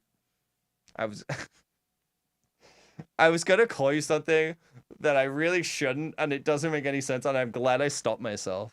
It's the first time I've stopped myself on this stream after reading terrible things out loud. Maybe try and figure out the whole where should I live. True. Follow the giant dickheads. So everyone. So we're gonna become hermits in the woods. Yeah. Brilliant. All of our friends are tall. Great. Even the girlfriends are tall. Fucking cat. Finish. No, I'm not gonna do it. Okay. You know what? I'll use a different word, which is still bad. You know what? No, never mind. You're a beautiful princess and you deserve the best. But yeah, it was just like we were talking about like the photos. I was like, yeah, I can't take photos of my friend. Unless we're sitting down. How tall is Shay? Shay's like 6'1", but he said that he's grown in the last year, so now he's like 6'2". And I'm just like, yeah, he's pretty tall. Yeah. And then Mac is 6'5", 6. I think yeah, Mac's 6'5". He thinks he's 6'4", but I'm like, no, you're quite a bit taller than Shay. So, yeah, Mac sends me. He's like, he complains because the women that match or send him messages on like dating apps are all like 5'8", and he's like, they're fucking gross. I refuse to date anyone over 5'6", and I'm like, you son of a bitch. I would take any of those women in a heartbeat. The taller the better. I once went on a date with someone who was 6'8", and it was amazing. And then they were like, this feels weird. I feel like I'm out with my 12-year-old son, and I was like, that's fair enough. I'm all about uppies and climbing, okay? Let me go up on anyone. I will. I'll do it. I'll fucking do it. I don't know. I like tall women. I do. Tall brunettes. Short brunettes. Brunettes. Want volleyball players? Let me climb. Yeah, absolutely. Let me scale those. No, you know what? I don't want this to turn into something that it shouldn't be. This is getting a little, even for me, and this is me saying, this is becoming a little too locker room talk. And I'm trying to improve, okay? I'm trying to improve. I'm trying to be a good Christian mingle member and not subject women and describe their bodies in these ways. I think this is called personal growth, okay? And Yeah, but I do. I like tall. There's so many tall women. Scott, you saw it at the gym. There's so many like tall, athletic women at my gym, and I'm like, I want to jump off the bridge when I'm walking home because I'm like, I'm invisible to them. They mistake me for one of the dumbbells on the rack. They try and pick me up and do this. And like, oh, sorry, didn't see you though. And like that's how it feels. Any personal growth one is, yeah, because I was gonna mention, I was literally gonna say Pyro is like the only personal growth I want is in my pants.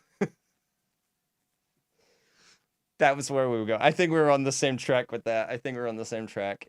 So yeah. God, I'm a terrible person, but only on the inside. Only on the inside. One brain cell. Yeah. Okay, hand it back, please. Okay. But man, it is. Yeah. I don't know. I don't care about that shit. I don't care about size and shape and. I'm talking about people's bodies, by the way. I guess that as well. That's fine. I don't care about the size or shape of that either. But yeah, I don't give a shit. If I get on with someone and I'm attracted to them in whatever way it is, it's like, yeah, it's fine. Like that doesn't really bother me. It's like I think everyone has preferences of what they like, but it's just, yeah, my preferences don't like me. But I will say the person where I was like, oh, it was a good day and I'd like to see them again. I did say is like maybe we can make a plan for the weekend and go do an activity or whatever. And just like see just like do something different, or I don't know. I think I like the idea of like potentially dating someone who gets me out of my shell and gets me going off and doing stuff. I mean, like, it's been 3 days since the last stream, and look at all the shit that I've got up to. So I'm like, yeah, I've mentioned so many times, like, I want to go out and do stuff where I can come back with stories and it's fun or whatever. She's literally mentioned grouse grind. She's like, does the grouse grind, and I'm like, oh my god. I said that. I was like, you better carry me. It's like, you better put those yoga muscles to use and carry me up the goddamn mountain. And she was like, yeah, I like doing it. Maybe like every couple weeks or something in the summer, like, or just do a hike or whatever. She's like, there's people that go and do multiple trips in a day and the timing it. She's like, those people are weird. And I was like, yeah, they are weird. I agree. What are you doing? It's like, they're the people where it's like hiking is their personality. Like, and that's it. They have nothing else going on. So, yeah, it's just, I don't know. We'll see. It might just like not work out. It might just fizzle out and just be like, it was a good first date. Glad I got to know you, but it's like, I don't know. So I got a lot of other stuff going on in my life that I got to sort out as well. So dating's not the most high priority on my list of things right now. In the same way as I had the conversation with her where I said that I was like, I my goal is to just be a whole person in like on my own, and anyone that comes into that is additive, and it's like, independent together kind of thing, and it's not like, I think there can be codependence to an extent, but I don't think it's always the healthiest.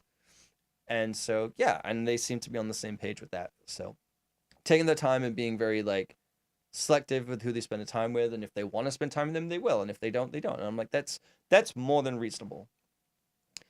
Top for that is Sea to Sky Summit. She can hike and you can take the gauntlet. Yeah, there we go. I'll just dip out when they all go and start walking up. I'll be like, yeah, I just gotta tie my shoe real quick, which will be Velcro shoes because fuck that. And then I'll take the gondola off and be like, hey, where have you guys been? And I'll be standing there with a hot chocolate. Also dating since I'm out of the city in less than a couple of months. Yeah, that's fair enough. I mean, you can still go on dates and just have little fun dates, but at the same time, it's like, if you're looking for something longer term, then yeah, there's no point. There's no point. Mac was also saying that he's just like, he's gone on a trip right now, and he's like, yeah, I've deleted all the apps. He's like, I've kept one of them because it's like there's people I'm talking to. He's like, I'm deleting all of them. I'm like, yeah, let's all just like, if this works out with this person or whatever, then it's like, it is what it is. But I'm really not actively like scrolling like, oh my god, I gotta be in a relationship, we got a date, whatever. I'm like, nah, I got other priorities of what's going on in my life right now. I'd rather focus on me and get into like, where I want to be by summer in terms of like getting into shape and getting ready to do stuff. And like, if I end up getting this place, getting it all sorted, if I get it, getting a fucking dog and sorting all that out. Like that's like priority number one, is like get a place where I'm good, and then get a dog. And that's like it. That my checklist is like 2 things. I have a job that's going to pay me enough to live there. I did. I put an offer in on something today. They asked for an extension to think about it till tomorrow. So we'll see what they say. I don't know if I'm going to get it. we offered pretty close to what they're asking, and I think the value is definitely there. There's a couple of things where I'm like, not that it's like deal breakers, but there's certainly things that I need to be aware of.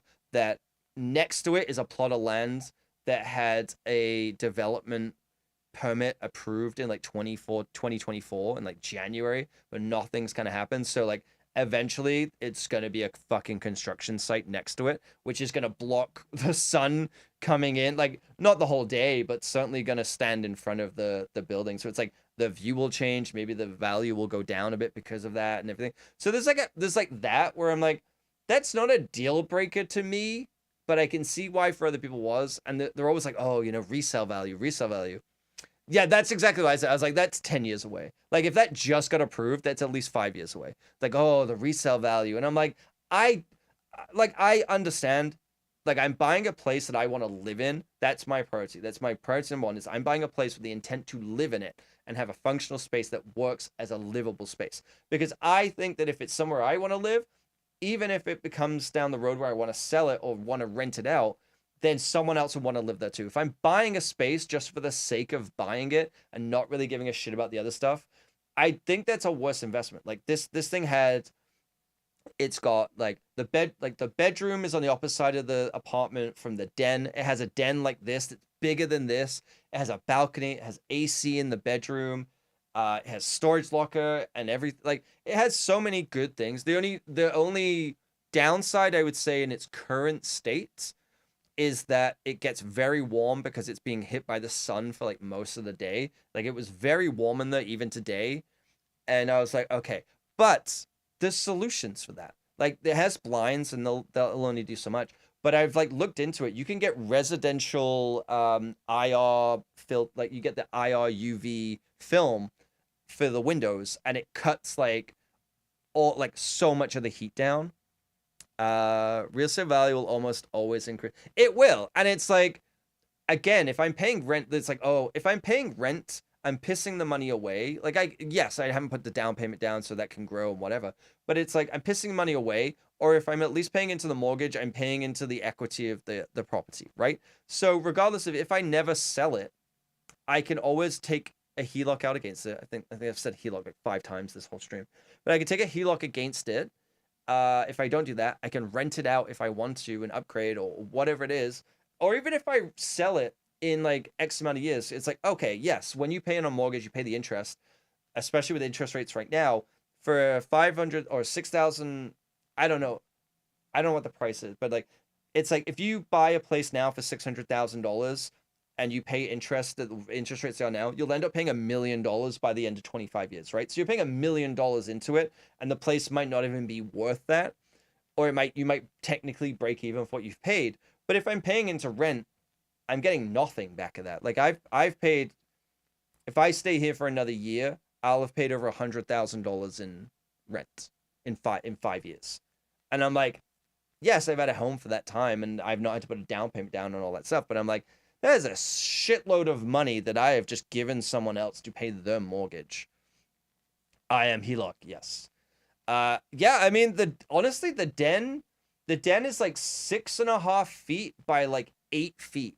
It has a little bit of like a jutted thing, but I was like, man, that's like a really good den. It has like a window on one side, and they had it nicely laid out.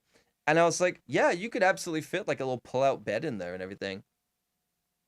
You looked at your travel expenses last year like 2 times your rent. Yeah, it's just like, and then I did the calculation of like how much money I would get post-tax in 2025 if I earn what I earn, like full-time salary. And I was like, this comes out to like less than a third of my like including Strata fee and everything, comes out to less than a third of my post-tax income. And then I was like, okay, let me take my phone, my hydro, and my internet bills off, which it also has the same internet as I have now. So it means that I'd still have gig internet. It's like, fuck yes. It came out to like less than a third of my post-tax income. So I'm like, I can definitely afford it. And then I was like, okay, so how do I divide up my pay? After that, like after taking out living costs, what do I do with that? I was like, I can put like, I don't know, like $2,000 into savings and RSP. after all that, and I'm like, and then I still have money for groceries, and I'm like, yeah, this just makes sense. It's definitely more than I'd pay living here. It would be like $900 a month more than living here. But the money that I'm paying into it, I'm paying into the equity, and it's not going into some douchebag's pocket who keeps yelling at me. You know? It's like I would rather pay for that peace of mind of having housing stability, knowing that I'm paying into it. And if I pay more because I could do that, I would actually end up in 5 years, my monthly would go down significantly because I can make additional payments to the principal. So therefore, I could take my rent, if you will, and reduce it. I can't do that living here. Like I can make my life easier later. Like it doesn't happen. Rent only goes up. So when I move, I'm doing reverse search window visit. Yeah, you can actually go on the website. You go on the website and it'll tell you all the buildings that it's in. That's what I did today. After we sent an offer in, I was like, wait a minute. I should probably check with Instant, and I saw it, and I was like, let's fucking go. I was so happy about it. So happy about it. I was like, yeah. That's like, I'm not even kidding. Truly one of the few reasons that keeps me living closer to the city than anything else. Having Novus internet. It sounds stupid, but it's like, there's nothing else that compares to it for the value that I'm getting. So that's one thing. It has great transport lines. It's on a quiet side of the building until the construction starts in 3 to 19 years, as Scott said. And I'm just like, yeah, you know what? It feels right. There's nothing in my gut that says it's wrong. It's pet friendly. You know, I've been saving up for 12 years for a down payment. Like it's, you know, I finally am in a good position where I have a decent job that I can do these things, and I'm just like, this makes sense to me. This makes sense to me. You bullied a show rep in 60. That's pretty good. I'm not gonna lie. That's pretty fucking good. 64 a month. I think I'm paying like 70 something for a gig, but that's up and down. Novus is owned by Concord, which is only why it's only apartment buildings owned by. Interesting. So yeah, it's that what is it? Vertical integration. That's what it's called. I mean, it's like my building where Telus fucked up so bad that they blocked where the cables come down into my apartment.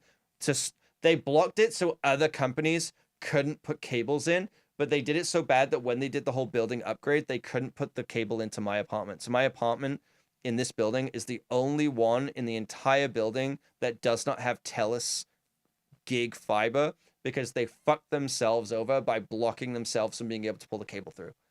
And then somehow my landlord's going to blame me. Somehow he's going to blame me. I mean, I have gig Telus, Novus. They figured it out, so I'm like, what the fuck? It's so stupid. Like, what do you mean? It was true. You know what? When you put it like that, Scott, it was me. It was me. It's literally Telus fucked themselves over. And I'm just like, yeah, you know, fuck yourselves. So is what it is. He's gonna be so mad at me regardless of no matter what. No matter what. There's something. Why did you build the what? Yeah, why did I let them through? Why did I have to block it?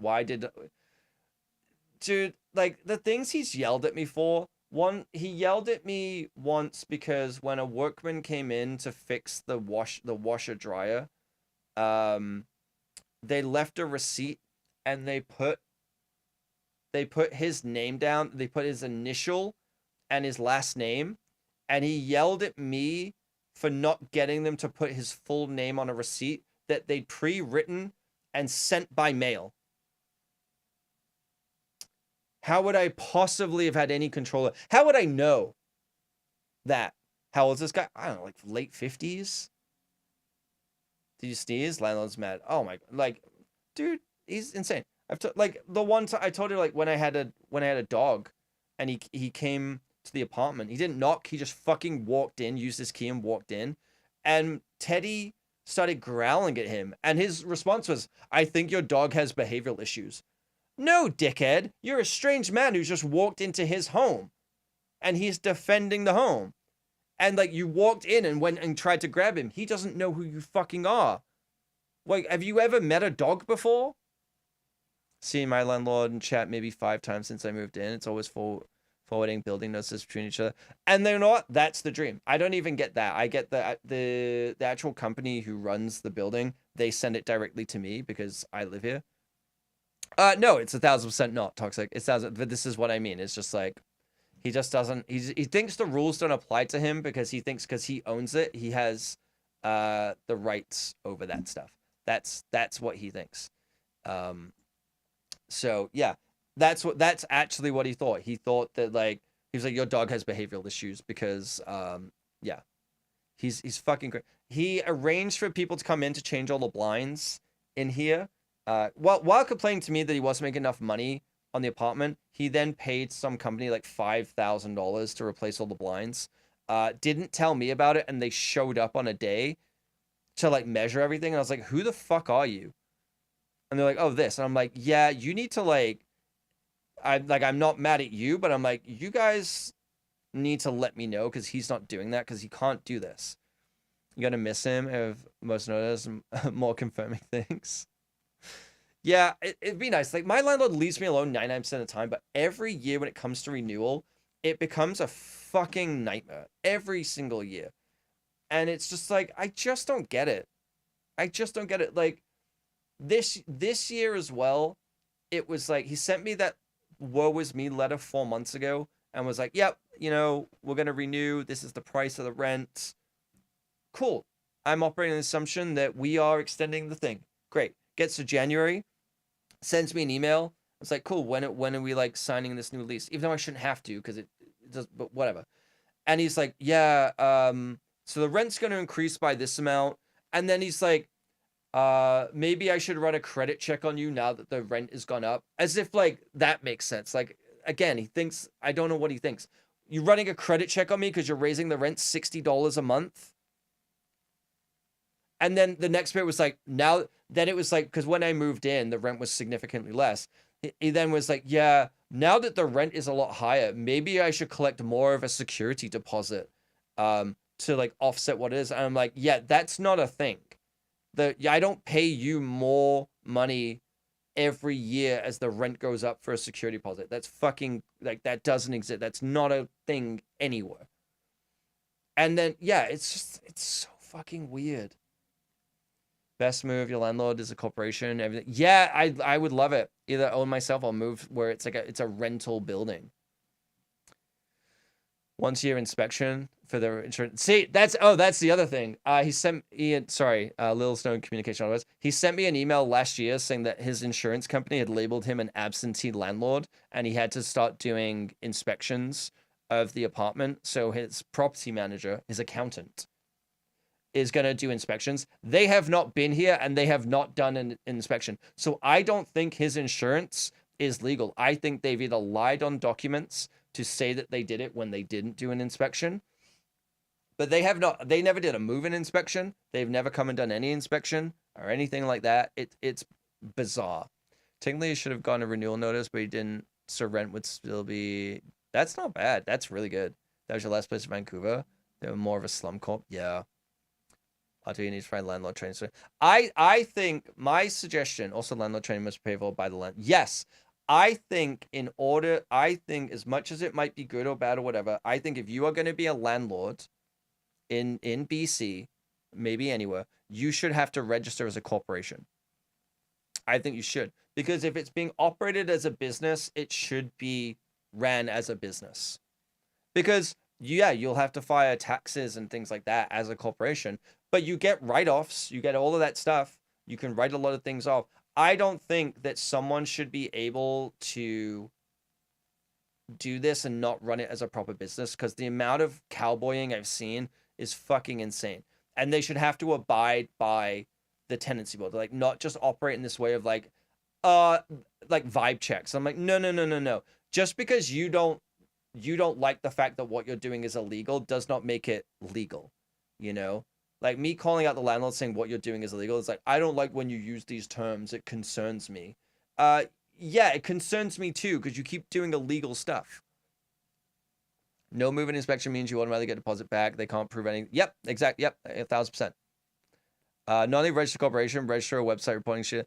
Yeah, that should be like the whole thing. Like, oh, you can now use your rent as this and that. It's like cool. Every other province lets you write off your rent on your taxes, except for BC. You're not allowed to do that. But landlords can write off the interest on mortgages if they do it, if they buy it as a buy to let. But they should have to there should be a special thing in it where it's like not necessarily charging GST, but there should be a thing where it's a stipulation where it has to be a registered business. It has to be a registered business so that it is all above board, because I think there's no accountability. There's not. The amount of times where it's like you hear all the complaints with the tenancy board where it's like, oh, well, this and that. And it's like, it's like, I don't even know if you're on the side of any of the tenants, even if the landlord's doing something wrong. It's so ridiculous. But I think they should have to register as a corporation. They should have to, and all those things. Because like, even though that's a thing that they have to do, it would deter it. And it's like all these other companies, like maybe they're like, oh, well, now you can't have like the mom and pop landlords. No, it's so that the mom and pop landlords run it properly, like the business is intended. It can't be one like rule for thee and not for me, where it's like you expect me to treat you with respect and like in a professional manner, but you can call me on the phone screaming at me because you don't have enough money to pay for the fixes in the apartment that you are responsible for. And like, I'm sorry, no, this is absolutely not okay. And that way, with the reporting thing, you can report them to the Better Business Bureau. Hi, Chris. Thank you. I'll keep something up just for you. But yeah, that's why I'm like, they should register the corporation so you can report them to the Better Business Bureau. Like, I think it's insane. I think it's absolutely insane that they aren't. Because they all have this assumption that real estate is the only investment that can't fail. It can't lose money. And when it does, they get pissed. They get mad. And it's like, no, I'm sorry. No, like, I don't know who lied to you and told you this. Because in Canada, it's this whole thing of like, your home is your retirement, which makes no fucking sense. That your retirement is that it's like, I know it's like forced savings by paying into a house, but it's like, oh, apparently they got redacted or they deleted themselves. That was a weird thing on YouTube. Anyway, what was I saying? It's like, how does that make sense? Like, oh, your retirement is that you have a house, you sit on a piece of land, and then you sell it. Like, what then? What are you supposed to do? What do you go like? Oh, then you go into a retirement home and you just give someone else your money to like it. It's fucking weird. Remember how I canceled a Twitch affiliate and re-affiliated? Just got it today, unintentional. That's really funny. Yeah, I mean, is what it is. You had enough viewers. You have enough of the things. And you already have the emotes. Win-win. Take it all back, baby. So, yeah. I mean, I don't know. This stream's a weird stream. I know it's a weird stream. Mostly because it's like, like today is like 9 years ago I got partnered on Twitch. And I've had such a fucking weird week. I couldn't even plan anything properly, and I'm really sorry about that. I know it's a more subdued thing, like, and I'd like to try and do something maybe on the weekend. I kind of just like I'm a little out of steam. I'm a little out of like at my wit's end with a lot of stuff. It's a normal stream. It's true. Yeah, apologize. Scott's like, I'm so close. Keep apologizing. You do deserve more. You do. You're like a landlord. You sit there collecting channel points and you deserve more. Someone who was looking at getting some rental properties going, an LLC corp is the only way to, yeah. Even just for like self-protection, right? Like I have my own incorporated business. And so if I was ever do that, I would probably do it through that business. Very eager to please. So eager. I would, because it's like, as much as like, oh, you have to pay capital gains and this and that when it sells. Yeah, but like, I don't know. I don't know. I think it's just like the weird loophole stuff, like people getting mad about, oh, you know, you pay capital gains on $250,000 more. And it's like, yeah, that's not how it works, dickhead. Like, I just, you know what? If you're going to be a landlord in any way, register as a corporate, as a corporation. That should be a must. That way you have accountability being, you know, reported to the Better Business Bureau and a lot more things. As the landlord, you have a lot more protections, but also you should be required to take a basic introduction to business and financial planning, because the amount of them that don't have an understanding, and then the tenants have to pay the price, not just physically with money, but just like the landlord not understanding how things work and taking it out on the tenants is fucking insane.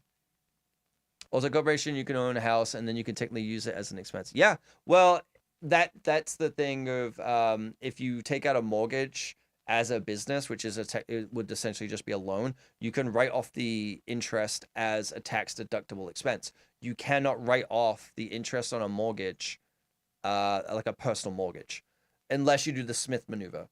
And so it it's just like, yeah, you can't do that. So there's a lot of advantages on that, and also corporate tax is like 12%.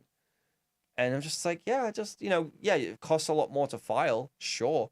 But you can actually write stuff off. You can write off like things much easier and in a much cleaner and neater way. And it's not tied into all your personal finance stuff too. And all of the, yeah, it's just like, I don't know. You could then hire a property management company and you can write that off as like, there's so many benefits to that. It gets messy with like a GST, but I think there should be like a subcategory where it's like a specific thing of a corporation that they can do. And so, if I was to do that, I would probably do that. I don't like this whole thing of like, oh, you just move in for 2 years, or family member moves in for 2 years, and then suddenly you don't have to pay capital gains. Like, no, like, sorry, no. If it's been a business this whole time, I can't do that. I can't do that with any other business, right? I can't like have a I don't know, if I can dentist office and then do something like if I sell the dentist office, I have to pay the tax on the profits that's gained from that capital gains, right? It's like, and again, it's this weird thing where it's like, it's people assume that it's just, it can only ever go up, it can only gain value, it can't lose money, all these things, and it's like completely immune to all of these other things that every other business has to deal with. It's such a weird thing, and it's like it's not allowed to fail, it's not allowed to collapse, it's not allowed to do any of these things. It's bizarre. But yeah. Anyway, I don't know. Okay. I know this isn't a great. This hasn't been a great stream. I'm really sorry. This hasn't been like a good partnerversary. It's been great. Sorry. Don't get me wrong. I've had a really good time. I've just been yapping for two and something hours. I've had a good time of it, and like I appreciate people being here and hanging out with me. Thank you so much for doing that. I'm sorry if it's been like, I'm a ranty person, but just like listening to me talk about everything that's been going on. It's been a very stressful week. I'm glad it's coming. Like I'm reaching the end of the tunnel of to see the light, because I'm about to leave this earth. But I'm just, yeah, I kind of just ran out a bit of energy. So now that a lot of things are sorted, the last 2 days have been hectic. I've got Thursday and Friday. I can kind of like, recover and rest a little bit, and I'll try and plan something for Saturday and just like we'll do a normal like start at 10, play some games, have some fun kind of thing. But I appreciate people being here for the anniversary. It's such a weird thing. As I've said before, it messes with my head when it comes up with an anniversary, and it's like I don't like celebrating my birthday and holidays and things like that as it is. So it's like another thing where I'm like, I feel weird about it, because it's like something where it's like, hey, you got partner like 9 years ago and you were at this place and now you're at this place. And it's like, I'm appreciative of what I have. And that's not a detriment to that. It's more of just like, it puts me in a really reflective mood in a weird way of a lot of stuff. And it's like, there's a lot of stuff that's gone on, good and bad, with that. And so, yeah, I'm kind of just like, it all seems to like culminate in this 1 week every single year. And it's just, yeah, next week, like this weekend, I'll be fine. Next week will be fine. I start back at work next week, and I got to figure out the schedule for that. But aside from that, um, I think it's gonna be good. I think 2025, touch wood, aside from everything that's going on in the world, it's gonna be a pretty good year, especially for content, and making stuff and doing stuff. And I'm excited to do that. I still gotta make a video. Supposed to make a video for today, but it's just like everything's been derailed. But I'm really excited to make more content and do stuff, and like if I end up getting this place tomorrow and moving and all that, that's a new journey, and I can finally start doing a lot of things I'm excited about. Like again, getting a dog is such an important thing to me. After having Teddy and then going through all that, I'm like, no, I know what I want. I know what I want. I know what I want my life to be, and I'm working towards it. And then this year, I don't know. I have a good feeling about this year, and things kind of going well. I hope. And I hope that's for everyone, not just for me. So yeah. And I've been working on my game idea as well. And so it's like I'm getting a good creative outlet. Fuck yeah, exactly. I'm getting a good creative outlet working on that. I've been working on Joustmaster and writing it out. I got to start actually making stuff and testing stuff and making prototypes, but I've been planning out the game, and it's like, yeah, I have a lot of things that I want to do this year, and a lot of things I want to check off my bucket list of like content goals, personal goals, and everything in between. So anyway, I ran out of snoozes, and there's an ad that's gonna run real soon. So what I'm gonna do is I'm gonna wrap it up here. I'm sorry it was such a short stream, but it's late in the evening. I still gotta have dinner. But what we're gonna do, Mop's not live, so Toxic, shut up. We're gonna go say hi to Galaxy. They're playing some Kingdom Come Deliverance, which is a really fun game. It's very funny to watch them play it because they keep getting ambushed and they get so mad, and it makes me so happy. But yeah, if you're with us on Twitch, come with us. Let's go. We're gonna go raid Galaxy. If you're watching on YouTube, thank you so much for hanging out. I'll be back on Saturday, 10 a.m. Pacific time. So hopefully I'll see you there, and we'll play some games, and we'll yap, and I'll see whatever else fucking happens in the next 2 days, because the last 2 days have been insane. So we'll see what happens. All right, I love you guys. Have a great rest of the night. Thank you again for being here for the 9 years, and here's to 9 more years. Bye. Oh God, how do I get out of